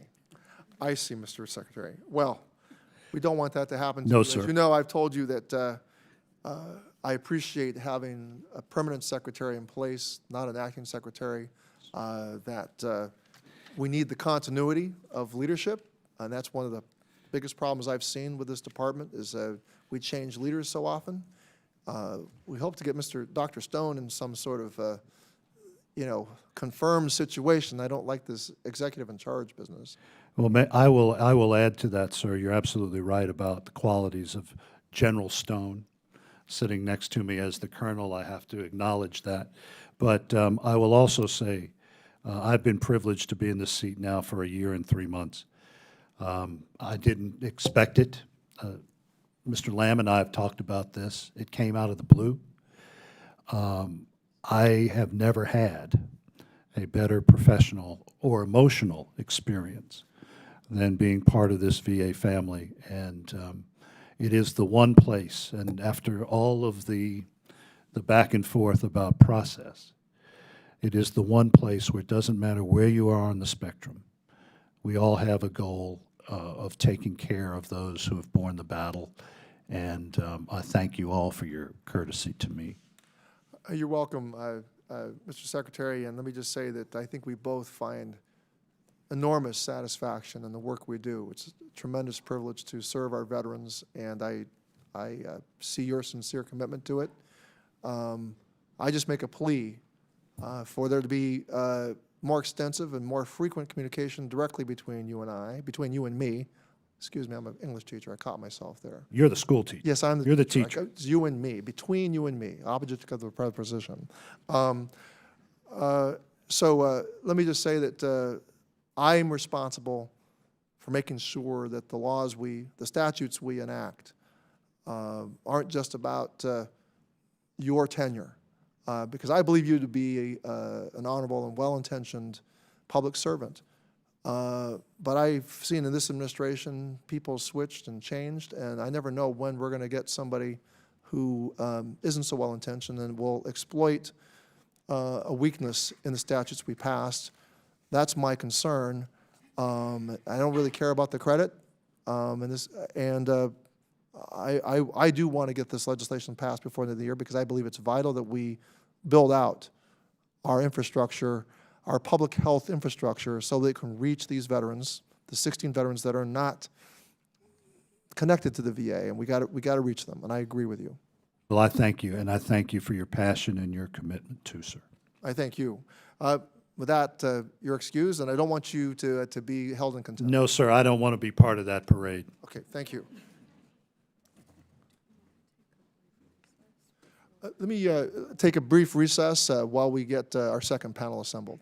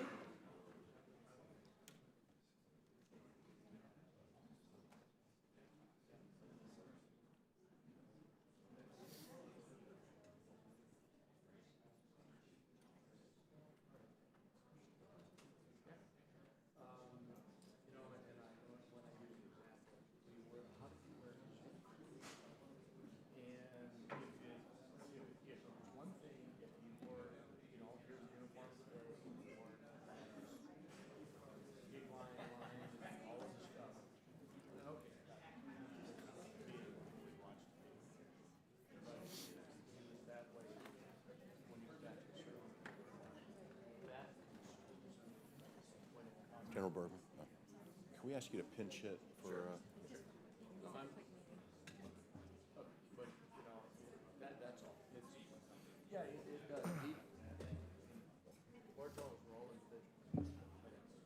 He's gonna, yeah. It's going to be the, Yeah, he has Okay. to step out for a little bit. okay, this was,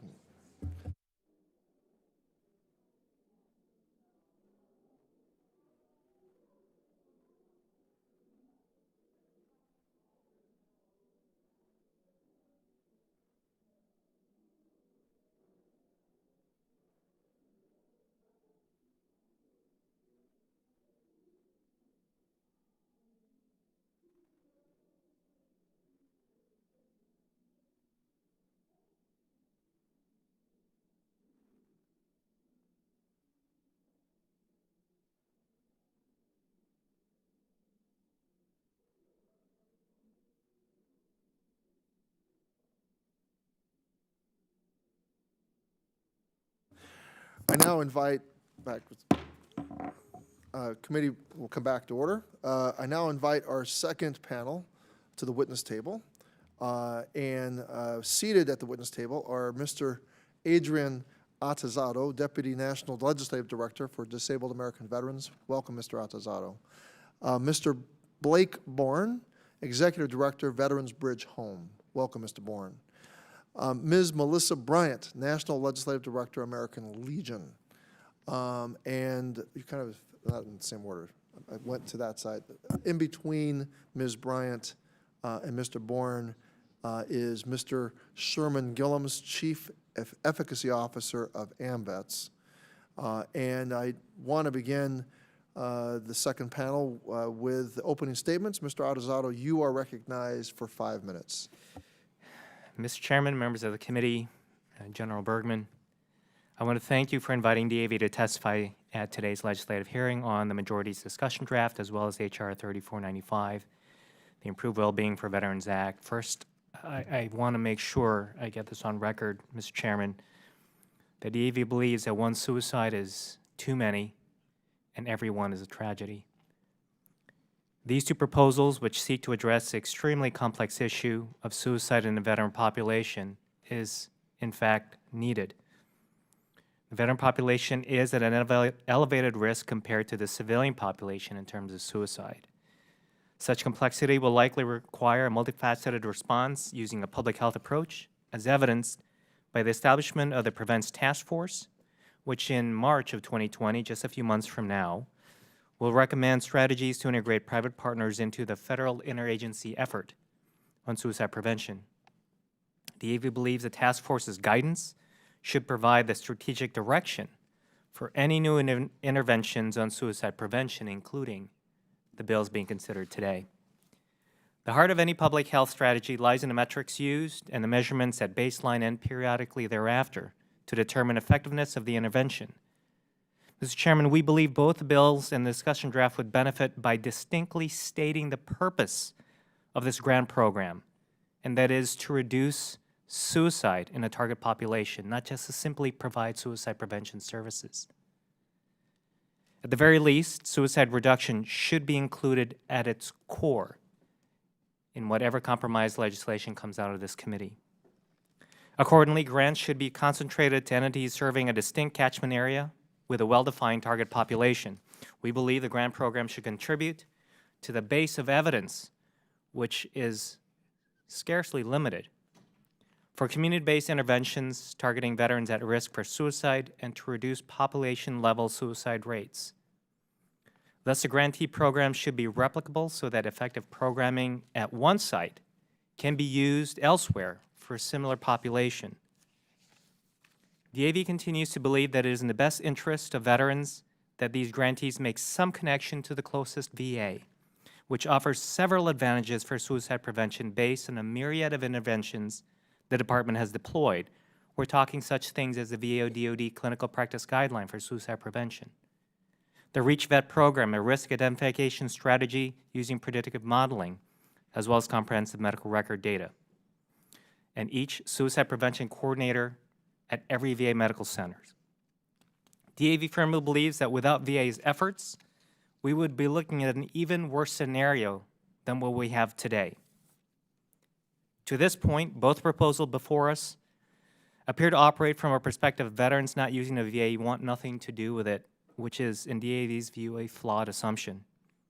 Based on VA surveys and independent evaluations, veterans are often unclear about their eligibility for VA services or even their veteran status, a clear barrier to effective suicide prevention.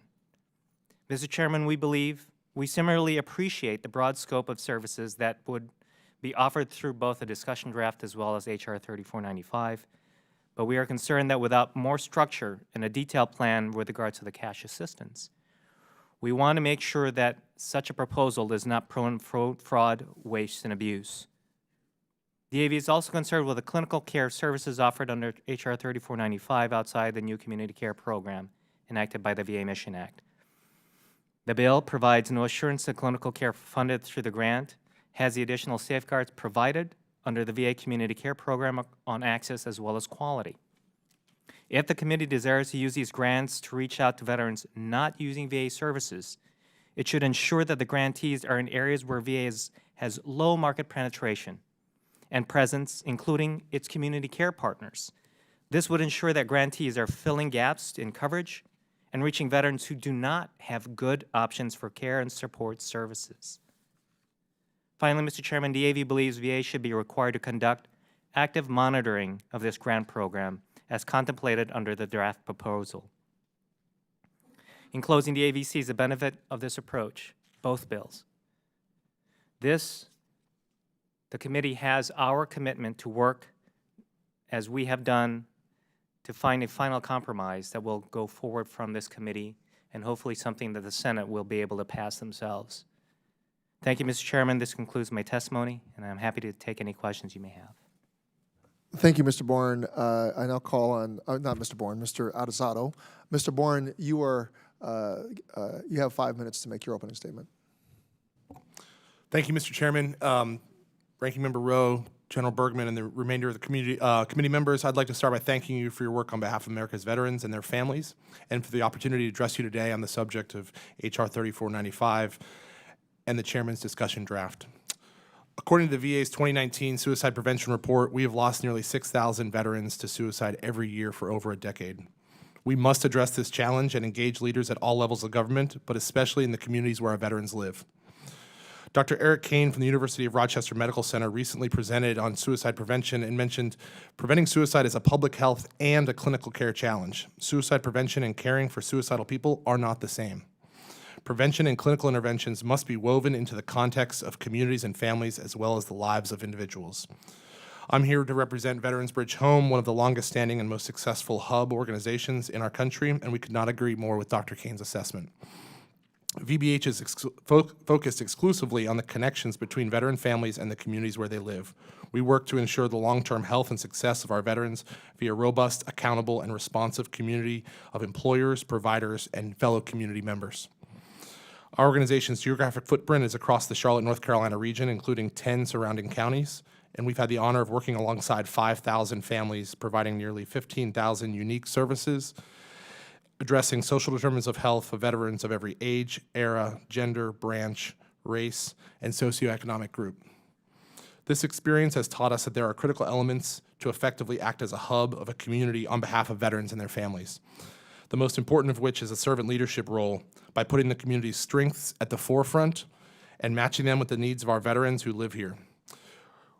We are able to collectively address, if we do this, we are able to collectively address the complexity of post-service life alongside our veterans in their community. This approach is holistic, adaptable, personal, and sustainable. As I've submitted in my written testimony, we've highlighted 3 veterans that we've recently served just this year, to include a 39-year-old Army helicopter pilot who came to us 10 years ago when we first started the organization, and we've supported his family in a myriad of needs over those 10 years, to include most recently getting his MBA and receiving employment in financial services.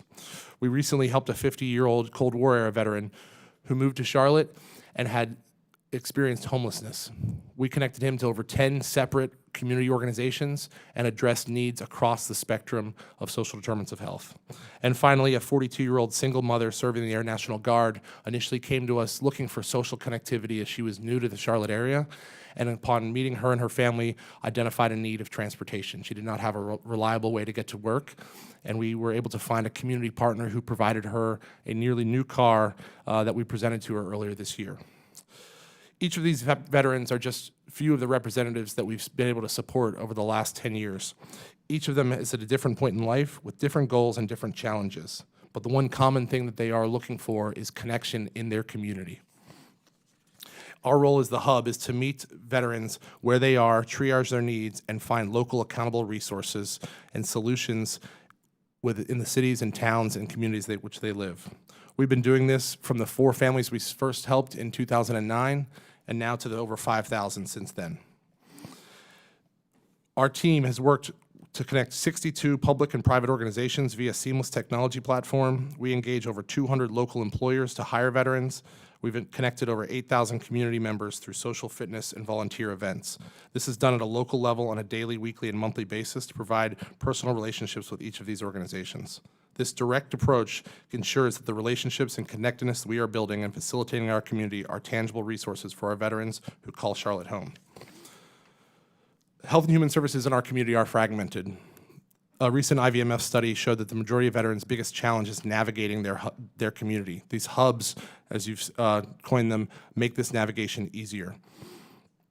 Effective care coordination across the social determinants of health can not only save lives, but contribute to thriving leaders that have the capacity to invest in building healthy communities. Barriers associated with navigating these resources across variegated community landscapes within these complex systems can prolong service delivery and compromise desired outcomes at the individual and community level. The language and financial support of Chairman Takano's draft would allow us to increase our capacity to address the needs of veterans and manage the relationships with providers, thus increasing efficiency and improving outcomes by working with both groups. The VA has been a critical partner in this work since we have been here, and we look forward to continuing to work with them. Thank you for allowing us to share our experience with the committee, including our consideration, the support of this veteran suicide prevention. With respect to Chairman Takano's draft legislation, we appreciate and applaud the committee's efforts to address the systems level work at the community level, and will welcome the opportunity to more formally work alongside our VA partners, and this legislation would allow us to do so. Thank you. Thank you, Mr. Bourne. Mr. Gillums, you have 5 minutes to give your opening statement. Chairman Takano, members of the committee, thank you for this long-awaited opportunity to speak on the issue of veteran suicide that touches far too many families and communities. I've had the heartbreaking privilege of assisting and representing the spouses and parents of veterans lost to suicide for over 15 years. For me, these veterans are not numbers expressed as decimals and percentages. Each human being who dies by suicide has a complex story with multiple dimensions, a set of seemingly insurmountable circumstances that made the permanent solution more desirable than continuing to face hardships, such as relationship breakups, financial issues, poor health, and social isolation. There's not a single person within earshot of my voice who does not understand how vexing the problem of veteran suicide is and has been for quite some time. After all, we're talking about human behavior that's motivated by factors both seen and unseen, fairly controllable and beyond anyone's control. For these reasons, we cannot simply legislate our way out of a problem that has no clear, absolute fix in the usual partisan manner. Veteran suicide is hard to predict, much less to stop. We get that, and while there's little we can do to get to absolute zero suicides, we have to define some measure of success. This begs the question, what does success actually look like on the issue of veteran suicide? How about we start with the ambitious goal of cutting him by half in the next year? 50% fewer suicides per year among the veterans who exhibit the signs of crisis, who cry out for help, who try to access care but cannot for one reason or another, who have loved ones that see the signs but have no answers, who are geographically and socially isolated, or who are more likely to reach out to a peer-based group like AMVETS or the other veteran service organizations here than the VA. We have a responsibility to turn over every stone within our reach to find a way to connect them with the help they need. So let's focus on those stones. The first one examines how federal funding for local programs should be distributed and to whom. One idea contemplates the establishment of hubs that currently provide intervention services to veterans in need and would work over the course of a year to build networks of local service providers who receive funding through their respective hub. The upside will be tighter control and oversight of funding. The downside would be delayed action, masquerading as additional time needed to lay out another bureaucratic layer and restrictive policies as veterans have to demonstrate yet again the patience of a saint to await the help they need. The issue goes even deeper as questions persist regarding which eligible entities and service providers ought to be recognized and funded under H.R. 3495. AMVETS certainly appreciates the importance of maintaining traditional interventions such as psychotherapy and pharmacological treatments, but we also support veteran access to non-traditional interventions such as equine therapy, warrior retreats, canine companionship, and therapeutic recreation opportunities. It's also past time to have mature discussions about cannabis and the role it could play in healing.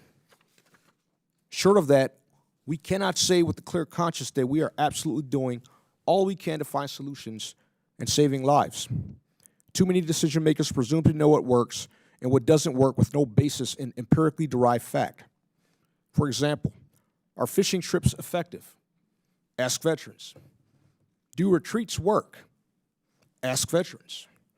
What turned my life around after suffering a spinal cord injury while serving in the Marine Corps was not a pill or a therapy. It was sitting in a bar. And as a Marine, that should come as no surprise. Surrounded by 300 plus other severely disabled veterans in Aspen, Colorado during the National Veterans Winter Sports Clinic, and seeing the light, seeing hope through their lived experiences. It is veterans, with all due respect, not healthcare professionals, bureaucrats, or lawmakers who can ultimately decide what works and what doesn't, in my opinion. Any compromise must give great weight to those pathways that veterans have chosen for their healing, not simply those that were offered or appear to be effective to those who haven't walked in their combat boots. Many of these veterans vote with their feet in terms of accessing preferred services based on what's available when they need it. Case in point, what's the best treatment for a veteran with a drinking problem who's recently divorced, receives a threatening collection notice for a medical bill he cannot pay because he quit his job due to a disabling condition, a cancer he believes is linked to his Blue Water Navy service in Vietnam, for which he's been awaiting a VA decision and benefits for a year and a half? Most might say a pill of some type is what he needs to help ease his anxiety. But I disagree. This veteran needs to get out of the hole, not something to help him forget about the hole in which he finds himself. What the veteran needs is the holistic, multifaceted approach we take with our HEAL program, where we address the underlying precipitating factors that lead to crisis. You reach these veterans not by going down familiar paths, rather you go where there is no path and you create one, through organizations you might not have previously considered, or pathways to relief that might run counter to conventional sensibilities. We can't keep shooting first and drawing a bullseye around the impact point by relying on one-dimensional approaches that serve the few and only point to those successes. As I earlier said, it's time for game-changing ideas that test our assumptions and raise expectations. I fully appreciate that Congress, through this committee, understands its responsibility to scrutinize how taxpayer dollars are spent. But analysis paralysis is what happens when Congress overthinks and underworks. It's far better to make mistakes than to fake perfection. There are risks and problems that require a trial and error approach, not unlike what we presently see with homeless veteran and adaptive sports grants from the VA. So I'll leave you, our elected leaders, with these questions. Is it worth having compromise? Is it worth one side or the other getting the lion's share of the credit? Is it worth potentially losing the next election to solve this problem to the best of our collective ability? The answer is yes. And you know why? Because you live to fight another day when you lose a political tug of war. But when our veterans lose so that one side can win, the grand prize for the winner is 20 more bodies a day. Thank you for giving the veterans who died by suicide and the families they left behind the opportunity to be heard through my testimony, Mr. Chairman. Thank you, Mr. Gillum. Ms. Bryant, you're recognized for 5 minutes. Thank you, Chairman Takano, Ranking Member Rowe, and distinguished members of the committee here today. On behalf of our National Commander, James W. Bill Oxford, and the nearly 2 million members of the American Legion, we thank you for the opportunity to testify on H.R. 3495, the Improved Well-Being for Veterans Act, and the veteran suicide crisis in the United States. As the largest patriotic service organization in the United States with a myriad programs supporting veterans, the American Legion appreciates the leadership of this committee in focusing on the critical issue of suicide prevention and improving veterans' overall well-being. We all know the numbers. We all know the data. I have lost soldiers and friends to suicide. I have personally intervened with a soldier who was attempting suicide. We know the human cost, and we know that we need to act now. The American Legion stands behind VA in its efforts to collaborate with partners and communities nationwide to alleviate this public health crisis, of which veterans and military are a microcosm of a far greater epidemic. But it is imperative that the full committee, VA, and other stakeholders work together from the outset to tackle this complex issue whenever new proposals arise. We are all in this together, and the American Legion stands by as a trusted advisor and partner now and always to help navigate towards safe and effective suicide prevention solutions. As I stated at last week's roundtable and in written testimony for this hearing, we believe that all suicide prevention efforts must be in accordance with the Prevent CO. I won't belabor further on that. I think my colleagues have well covered that throughout the course of today's hearing. The American Legion supports providing funds to both hub organizations and providers of non-clinical services if they are subject to a rigorous vetting process based on clear metrics and evaluation criteria. The American Legion believes that a diversity of quality ideas, organizations providing non-clinical social services would be useful in combating veteran suicide, particularly in rural and highly rural locations. However, further questions on the mechanics of how to administer said funds and or clinical care to support veteran suicide prevention through non-VA entities should be coordinated through the existing VA programs. As several partner organizations and VSOs have echoed either in testimony today or in discussions that served as a prelude to today's hearing, we are happy to support ancillary services by community providers or hub organizations in the fight against suicide among veterans. But we feel that creating a whole new lane outside of VA and the community care network will result in fragmented care and will not help those veterans who do not use the VA services for care. The American Legion does not support the provision of clinical care to veterans and their families through non-VA providers outside of the VA community care network. VA is most qualified and reliable source of long-term clinical care for veterans, and non-VA providers should refer veterans to the VA should they need clinical care and should they receive the expert care offered by the VA Community Care Network. The American Legion also opposes the provision of direct temporary cash assistance to veterans and their families. There are already numerous mechanisms in place to aid veterans, such as the Supportive Services for Veterans Families, SSVF, and VSO grant programs, as we've discussed earlier throughout this hearing. Giving cash directly to veterans is not an effective use of limited resources, and it provides unique challenges in the oversight of such temporary cash assistance. Again, that's what the VSOs are here for, and that's what we've stood for decades. We are thankful that the majority and the minority staff, as well as the VA OCLA office, have consulted with us in the past couple of weeks to get closer to reconciliation of these various proposals. And we're pleased to have received the compromise language from the minority last night that seems to address our aforementioned concerns. And we hope that said language creates a basis for ongoing discussions. In closing, the American Legion appreciates the leadership of this committee and remains committed to reducing veteran suicide. We are further committed to working with VA and this committee to ensure that Americans' veterans are provided with the highest level of support and health care. With that, I yield back my time.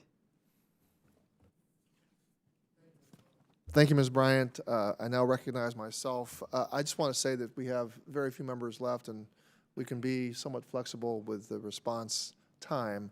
But that being said, I do want to keep my time brief, the amount of time I recognize myself for ostensibly 5 minutes. I'd like to get a baseline on where each of your organizations are on the major discussion points. Some of you have already answered these questions, but I want to ask you to answer them again. I'm not really trying to pin you down, but I think it's important for us, it's important for our discussion today to understand where you are, more or less. And I'd like to run through quickly some questions, and they're really yes or no questions. If you feel compelled that you need to answer some more, we might have some time later on in a second round of questioning, or you can revise and extend your remarks through written testimony. So the first question I have for each of you is, should VA provide grants directly to providers of non-clinical social services without any information about the veteran's specific needs or what services are available within their communities?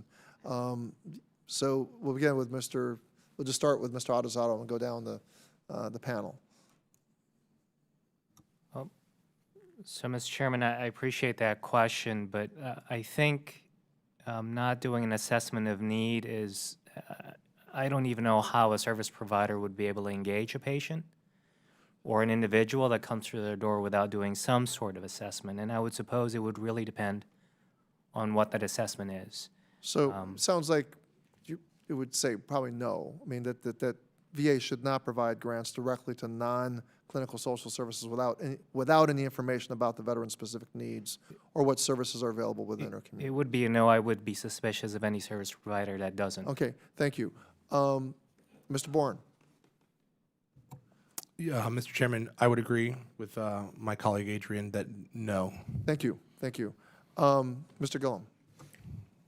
I feel like I have to peel that question a little bit. Are you saying that the information about a specific veteran doesn't go to VA first?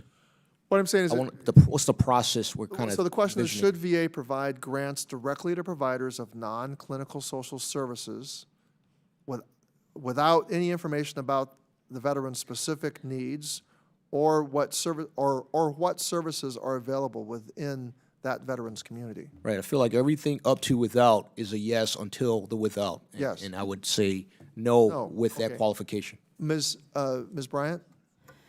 I'd agree with my colleagues in saying no. Essentially, if you have a veteran that's referred to one of these hubs or an outside provider, that should be a triage point. And from that triage point, it should go forward to whether they know what's available to them through VA and wrapping around back to VA or within the community care network, but it should not go into clinical provision. All right, thank you. Second question, should VA provide grants to allow the provision of clinical care to veterans and their families through non-VA providers outside of the community care network, outside of a CCN? Yes or no? Mr. Adesato. So, Mr. Chairman, I will say yes, but there has to be a caveat to this answer, Mr. Chairman. As was discussed earlier by this committee and by the previous panel, we are talking about acute situations where an individual has to be stabilized if they are in fact in that critical state. So in those particular circumstances, stabilizing, I think it's critical that services, even clinical, be provided at that time. So you're saying yes, but in very limited, carefully defined situations? Yes, Mr. Chairman. All right. Mr. Bourne. Thank you, Mr. Chairman. At this time, I would say no. In the 894 healthcare requests that we've received in the last 4 years, we've been able to address the clinical needs of veterans, both at the VA and in non-VA, without this payment method. So at this time, without further standards of care, and especially with the work that's come out of the Mission Act, my answer is no. All right, thank you. Mr. Gillum.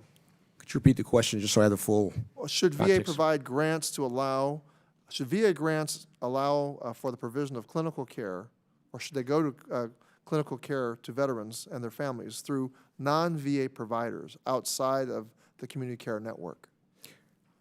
I can see why it'd be dangerous to go in that direction, but I know the reality, and veterans are already doing that. They're already accessing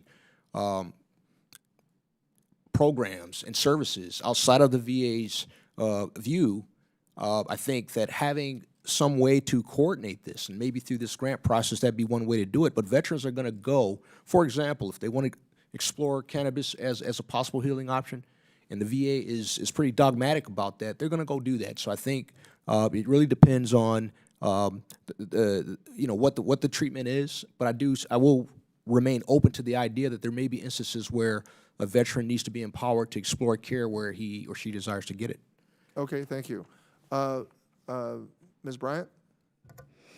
And so I'm clear, Mr. Chairman, you're asking if grants should be provided through non-clinical services should be provided by the VA through to the veteran, Yes, correct? should VA provide grants, should VA money be used for the provision, to allow for the provision of clinical care to veterans and their families through non-VA providers outside of the community care network? So I'll refer back to my first answer, and the answer is no with a but.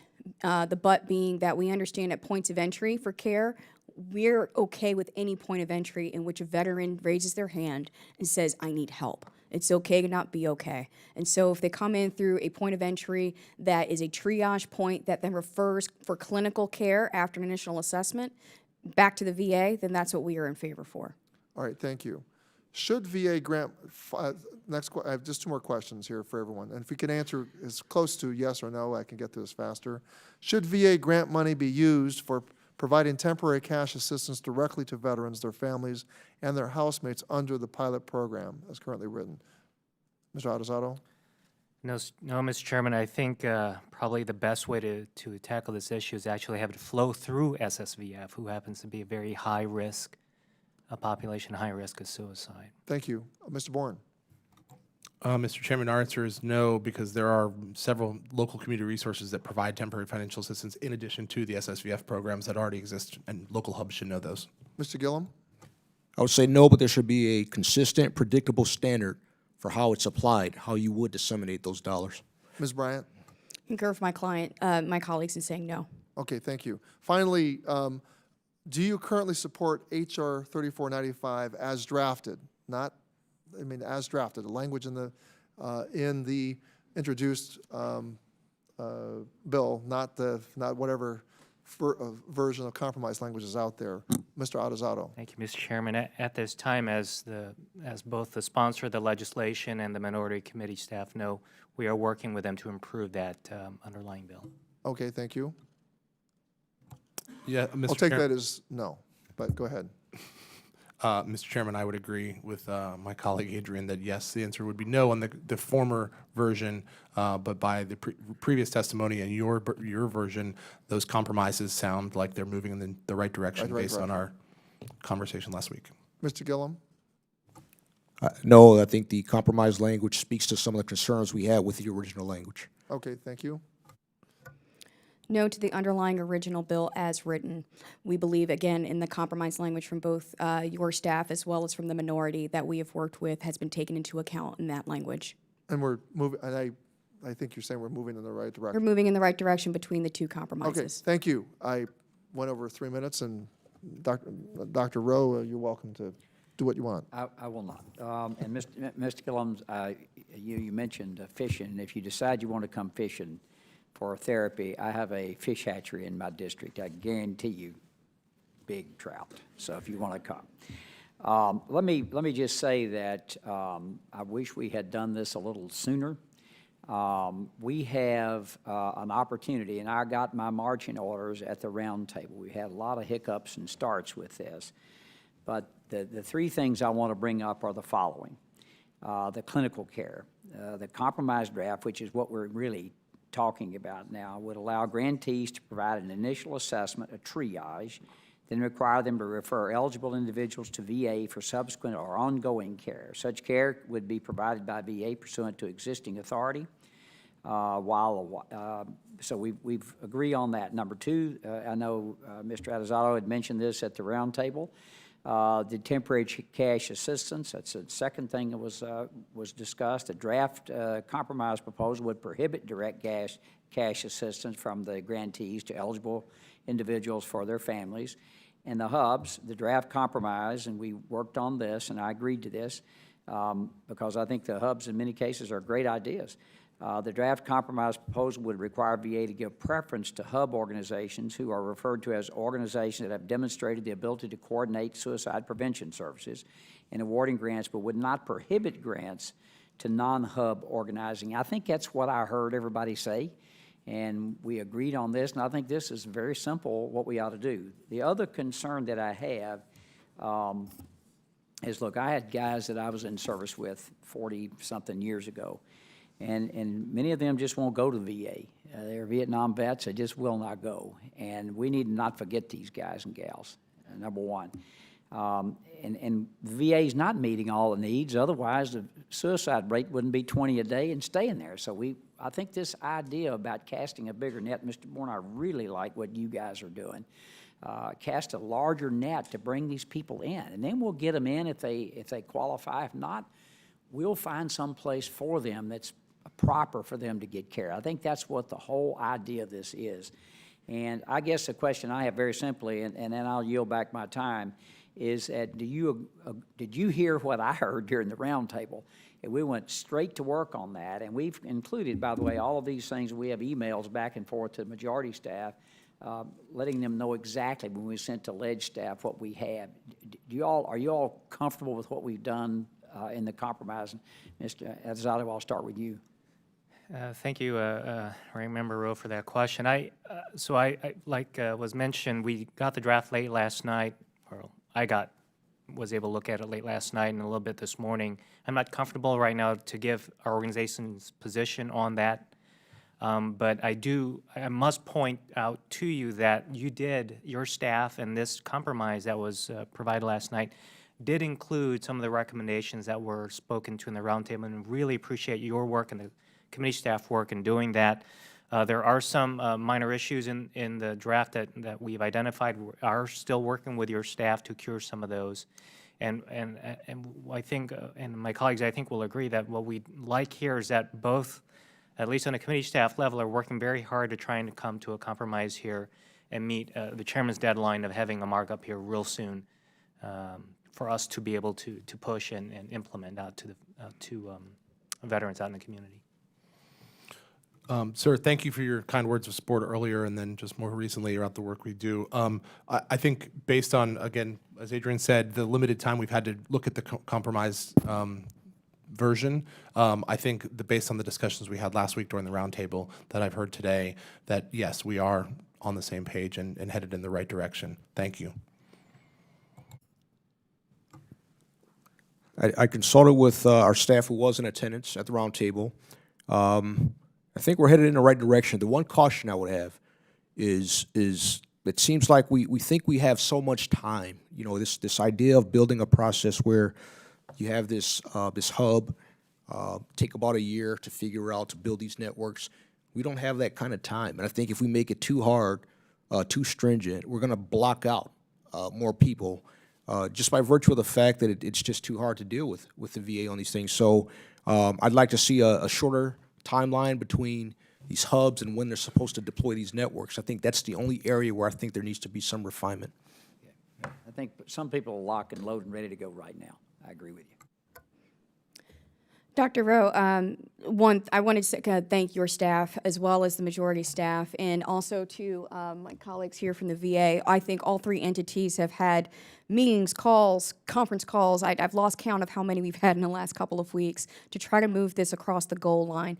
And from what I've seen so far, notwithstanding having had a chance to review with my full team just yet, I think that the compromise language that we received last night is moving in the right direction. I also want to note that I share your concern for the Vietnam era. My father's a Vietnam veteran. Nothing scares me more of him losing another friend or me possibly losing him to the stresses of suicide, just as I've experienced as an OIF veteran. Thank you. I'll yield back, Mr. Chairman. Thank you, Dr. Rowe. Mr. Lamb, you're recognized for 5 minutes, more or less. Thank you, Mr. Chairman. I want to reiterate something I said in the last panel, which is that nobody on this committee on either side needs to be lectured about the urgency of this situation. We all understand it very well. I have been a member of this committee since April of 2018, which means I have served under both a Republican majority and a Democratic majority. And I want to thank the chairman for making this the first hearing we have had in that time on this particular subject. and he is committed to getting a bill moved forward by the end of the year. So when you see disagreement between the two parties about how actually to get that done, that is so that when we strike fast and hard and effectively, and our debate is about how to do this, not whether to do it and not how fast. That is what our constituents elected us to come here and do, to be sure that every dollar is spent responsibly and that it is spent to accomplish the actual mission. The reason that the issue of hubs has been such a focus is that these are at least 17 to 20, by my count, existing networks that already know the local players in their geographic region and know who is good and who is bad at providing these services and have some experience working together. Mr. Bourne, I would like you to maybe confirm a couple of things. Are you part of the America Serves network, or are you guys separate? No, we are, sir. Yes, You are, we're the okay. second community. So it seems similar than the work you all have done to what PA Serves is doing. And just confirm for me if this is a similar level of services that you coordinate. So PA Services, if you look at their list of providers, meaning all the places that they can refer out a veteran who comes in front of them, you've got Action Housing, you've got Advantage Credit Counseling, you've got the Red Cross of Western Pennsylvania, you've got Boulder Crest Retreat for Military and Veteran Wellness, which is an organization we have a ton of respect for.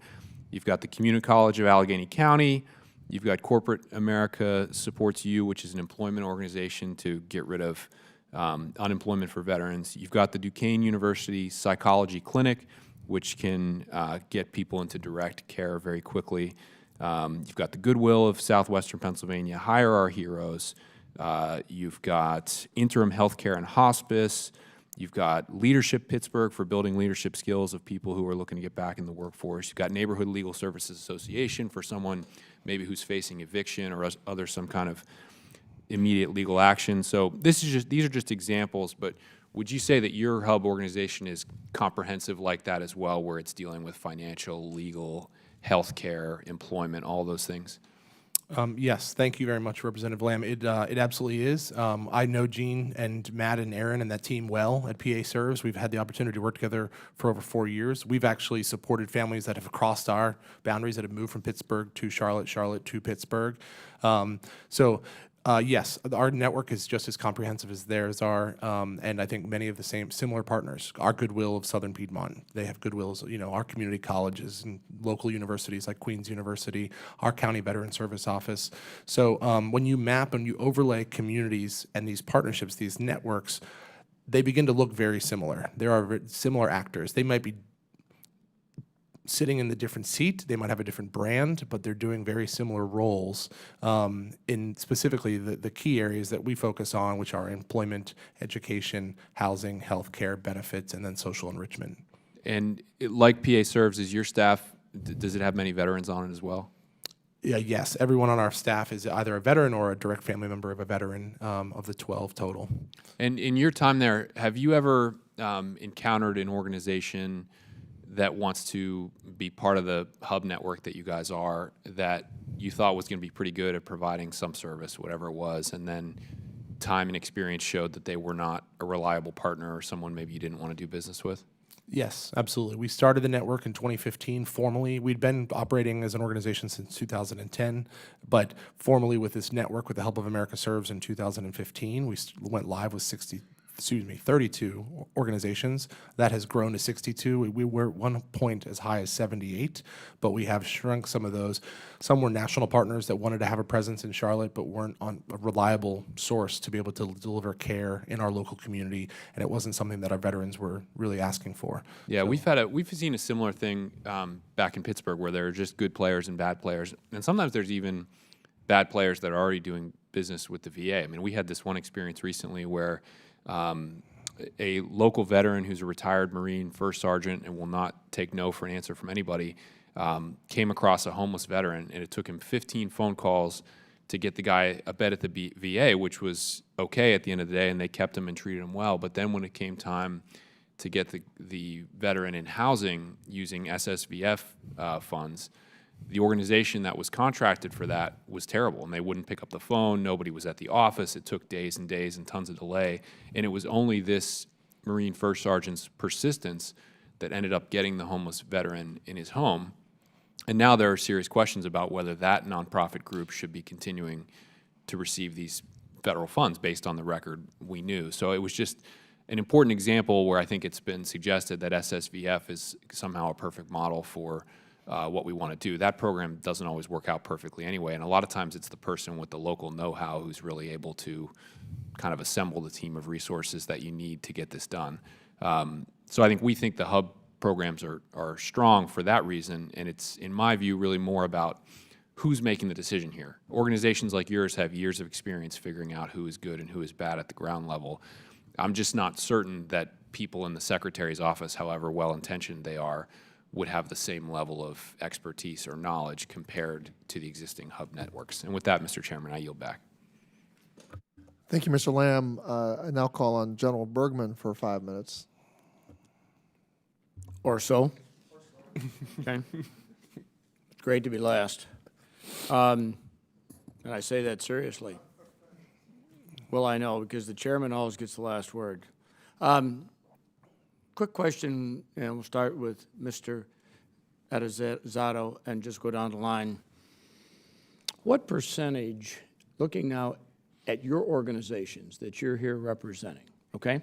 What percentage of your eligible membership population, so those who are eligible for membership in your particular organization, do you think you're currently reaching through your current communications efforts? General Bergman, that's a great question, something that I'm sure my other... Can you give me a bandwidth? Well, half? I wish I could. So we have a number of platforms like other organizations here. We have our mail-out magazines, we have social media, we have our Facebook, we have our website. Let me ask you a question in a different way. Would anybody like to offer a percentage before I ask you the derivative of that question? Ours is approximately 4%, sir. You're reaching 4% of the eligible population. Our eligibility requires, if you've served in the military or are an immediate family member of someone that served in the military, we will address the needs that you have. Of that eligible 4%, what do you think, how many you're reaching? Oh, no, I'm sorry, the 8,000, excuse me, the nearly... If your target population is 4% of the total military's having served population, did I hear that right? No, sir, so I apologize. I might have not been clear. So of the families that we've served, we have reached about 4% of the total eligible population in our geographic catchment area. Okay, so 4%. 4%. I won't even venture a guess because I think we have the most liberal membership eligibility criteria. So 20.2 veterans could theoretically join our membership. We have about a 250,000 members, and if I had to venture a guess, and see, here's where the failure of communication is assuming that it's occurred. We can reach out, but whether they get it, whether they've heard us, whether they engage, it's kind of situational. And as Adrian said, there are many platforms. We ventured more out in social media more than ever, and we gauge reach by responses oftentimes and how much engagement we get. So we'll have peak engagement on things like maybe this hearing, and then we'll have not that much on other things. Right. I would have to say, General Bergman, that 100% of our Legionnaires at least receive our magazine. So if you want to talk like my colleagues have on platforms, I'm sure you've probably received a copy as well. I get your magazine. I get as a member of the Legion, member of VFW, member absolutely. Okay. But it's hard to capture, as my colleagues have said. The point is, and I'm glad you brought up the point of the magazine. Regardless of what percentage of your target population that you're trying to reach, are you trying different ways? Do you have, meetings amongst your leadership to say, okay, we think we're doing this well, here's what we may try to improve? Anything like that going on in your organization is just a matter of routine business? General Bergman, thank you for that question. Yes, so part of our business, part of our strategy as an organization is to, in fact, saturate the target population. I think I may have misunderstood your original question when I answered. So our population, membership for DAV are all those veterans that were injured during Yeah, military you have service. specific criteria. Very much so. To be able to be eligible. And so our members at the most local level of done or chapter level are actually are driven through incentives to reach out to veterans that they may have heard were injured or believe was injured in military service. So that's part of the leadership at the local levels day to day. The point is, in fact, you all said it in different ways. You're all trying through your organizations to get your message out. You're not sure if your message is being heard, because sometimes you don't get that sonar ping back that there was a, that they received the message. And when you send a magazine out, you never know if someone read it, okay, unless somebody looks at a number, an email in your Legion magazine and calls, says, hey, I saw it in your magazine. Why? You have other programs, of course. Well, you do, of course you do. We all do. But the point is, what I heard earlier when Mr. Cisneros talked about the VA, the need for the VA to communicate with the veterans. Communication is not a perfect art. Just because you say something or write something doesn't mean it is heard. And even if it is heard, it doesn't mean it is understood. So communication is a two-way street.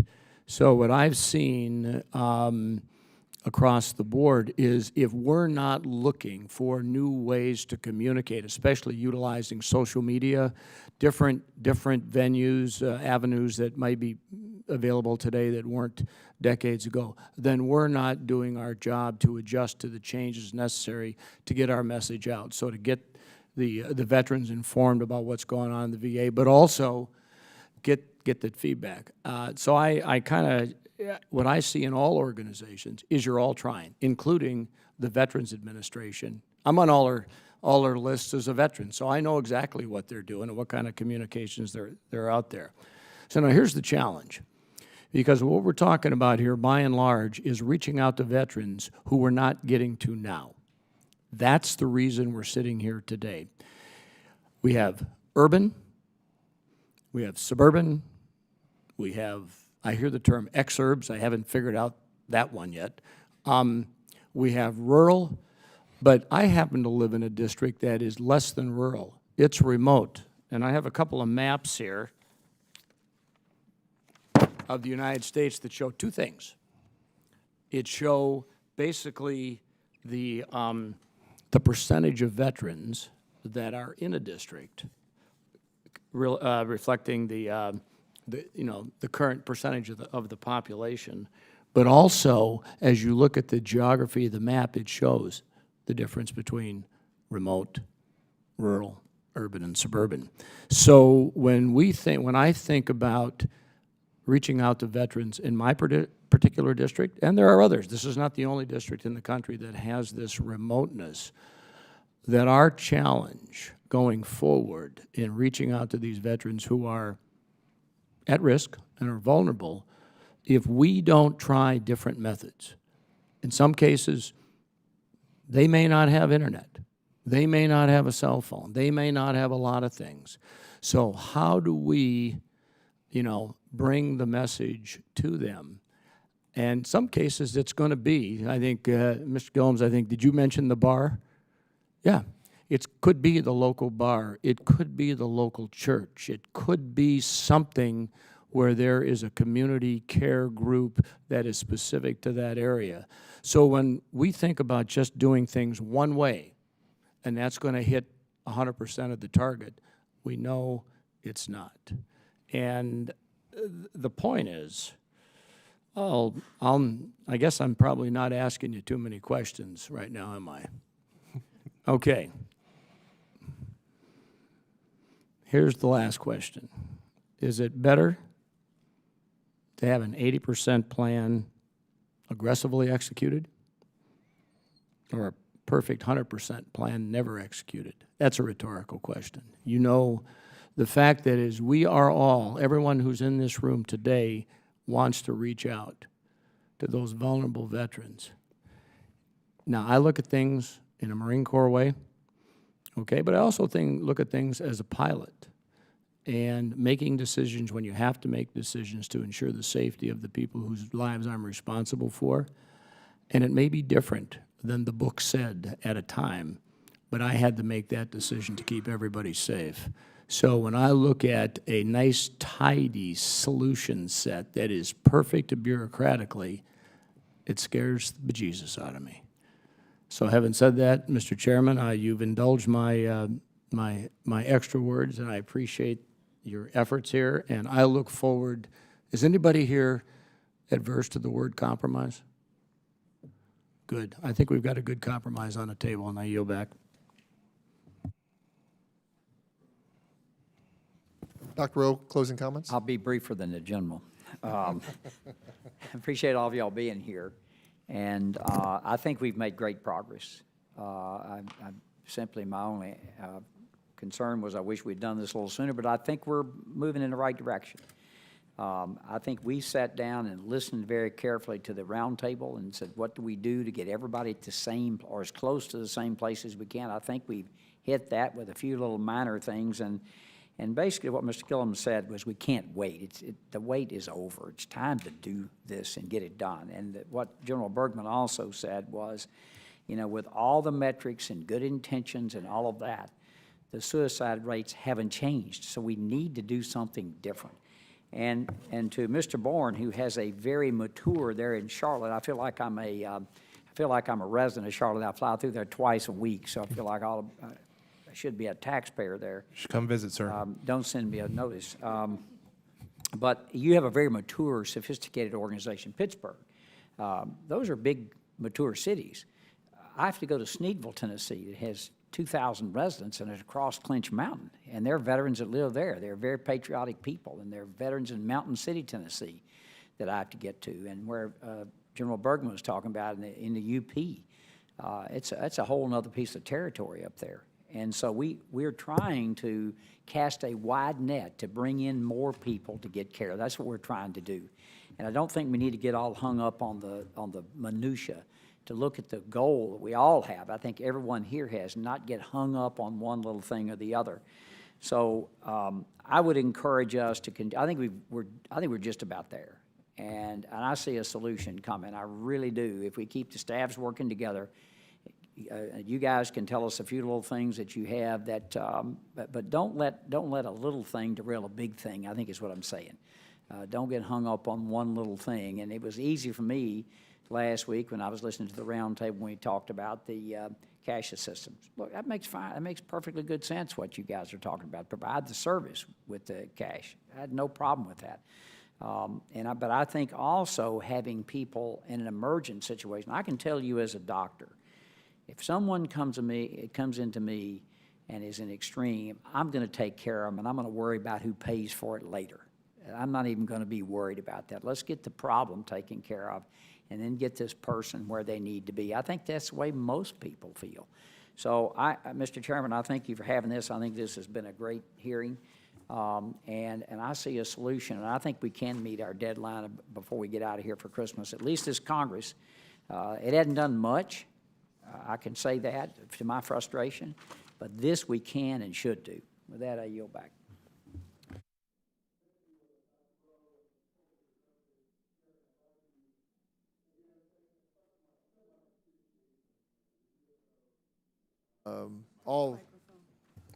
It's not on?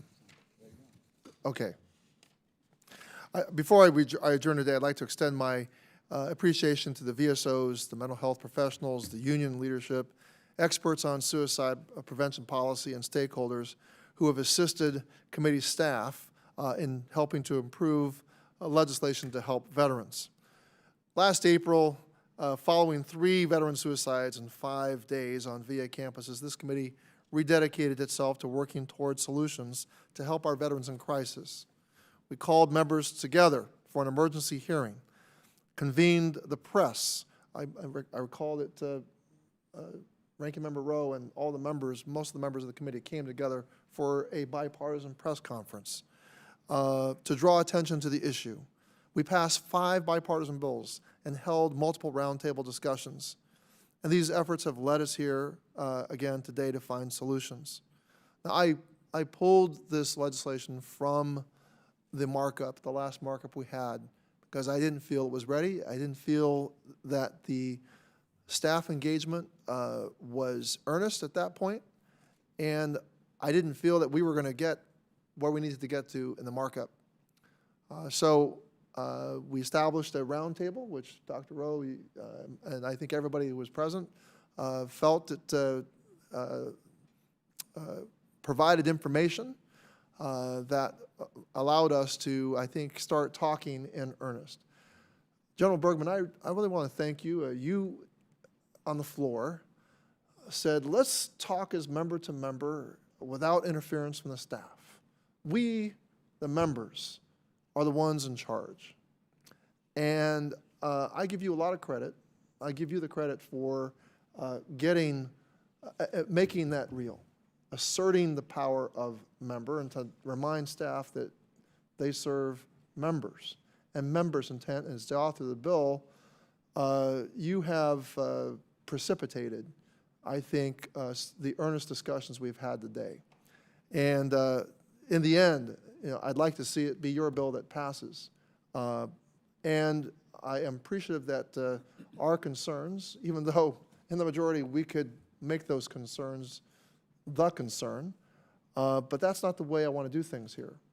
And I have been frustrated that the legislative affairs operation at the Department of the Veterans Affairs has orchestrated a press effort. We have not done that on the majority side. We have been restrained, mainly all in the service of doing something about reducing veteran suicides. It was more important to me that we arrive at a compromise, arrive at an agreement. And in the end, I think a good compromise, everybody walks away feeling that they didn't compromise, that we've reached a mutual understanding. Now look, I have a high regard for Secretary Wilkie. He served, I think, a great secretary at the Department of Defense before he came over to the Department of Veterans Affairs. But as I said, my job as the chairman of a committee is to make sure that the legislation that comes out of this committee is not written just for a good public servant, a well-intended public servant. I have seen parts of this administration spend money that's not been appropriated for certain purposes, and that I've seen a pinhole be made wide enough for a Mack truck to be driven through, and the intent of Congress is not met unless we carefully craft the language and carefully put language that does not allow the intent of Congress to be somehow twisted. So with that, I say that I implore the staff to work hard at hammering out the details, drawing those fine distinctions. We've worked hard to create a mission act that is a lot simpler than the many lines and many channels of care in the community that used to have to be funded by the VA. And I say to the VA and the administrators and leadership at the VA that they need to make sure that we engage the culturally competent providers of mental health care, bring them into our community care networks, and thereby grow our capacity, whether we do it internally or whether we do it through care in the community, but care in the community that's connected, that's accountable, and that's competent to deliver the urgent care, any urgent mental health care needs that veterans may find themselves in, that we arrive at that place where we can do all of the above. So with that, members will have 5 legislative days to revise and extend the remarks and include extraneous material. Again, I thank my thanks to all of the witnesses appearing here today. And as we head into the Thanksgiving Day holiday, may all of us be blessed with wonderful family time and Thanksgiving for our country and Thanksgiving for what our veterans have done for us. Thank you. I'm frying a turkey. You're frying a turkey? Don't hurt yourself. And I'm going to call the fire department first. By the way, I'm going to go.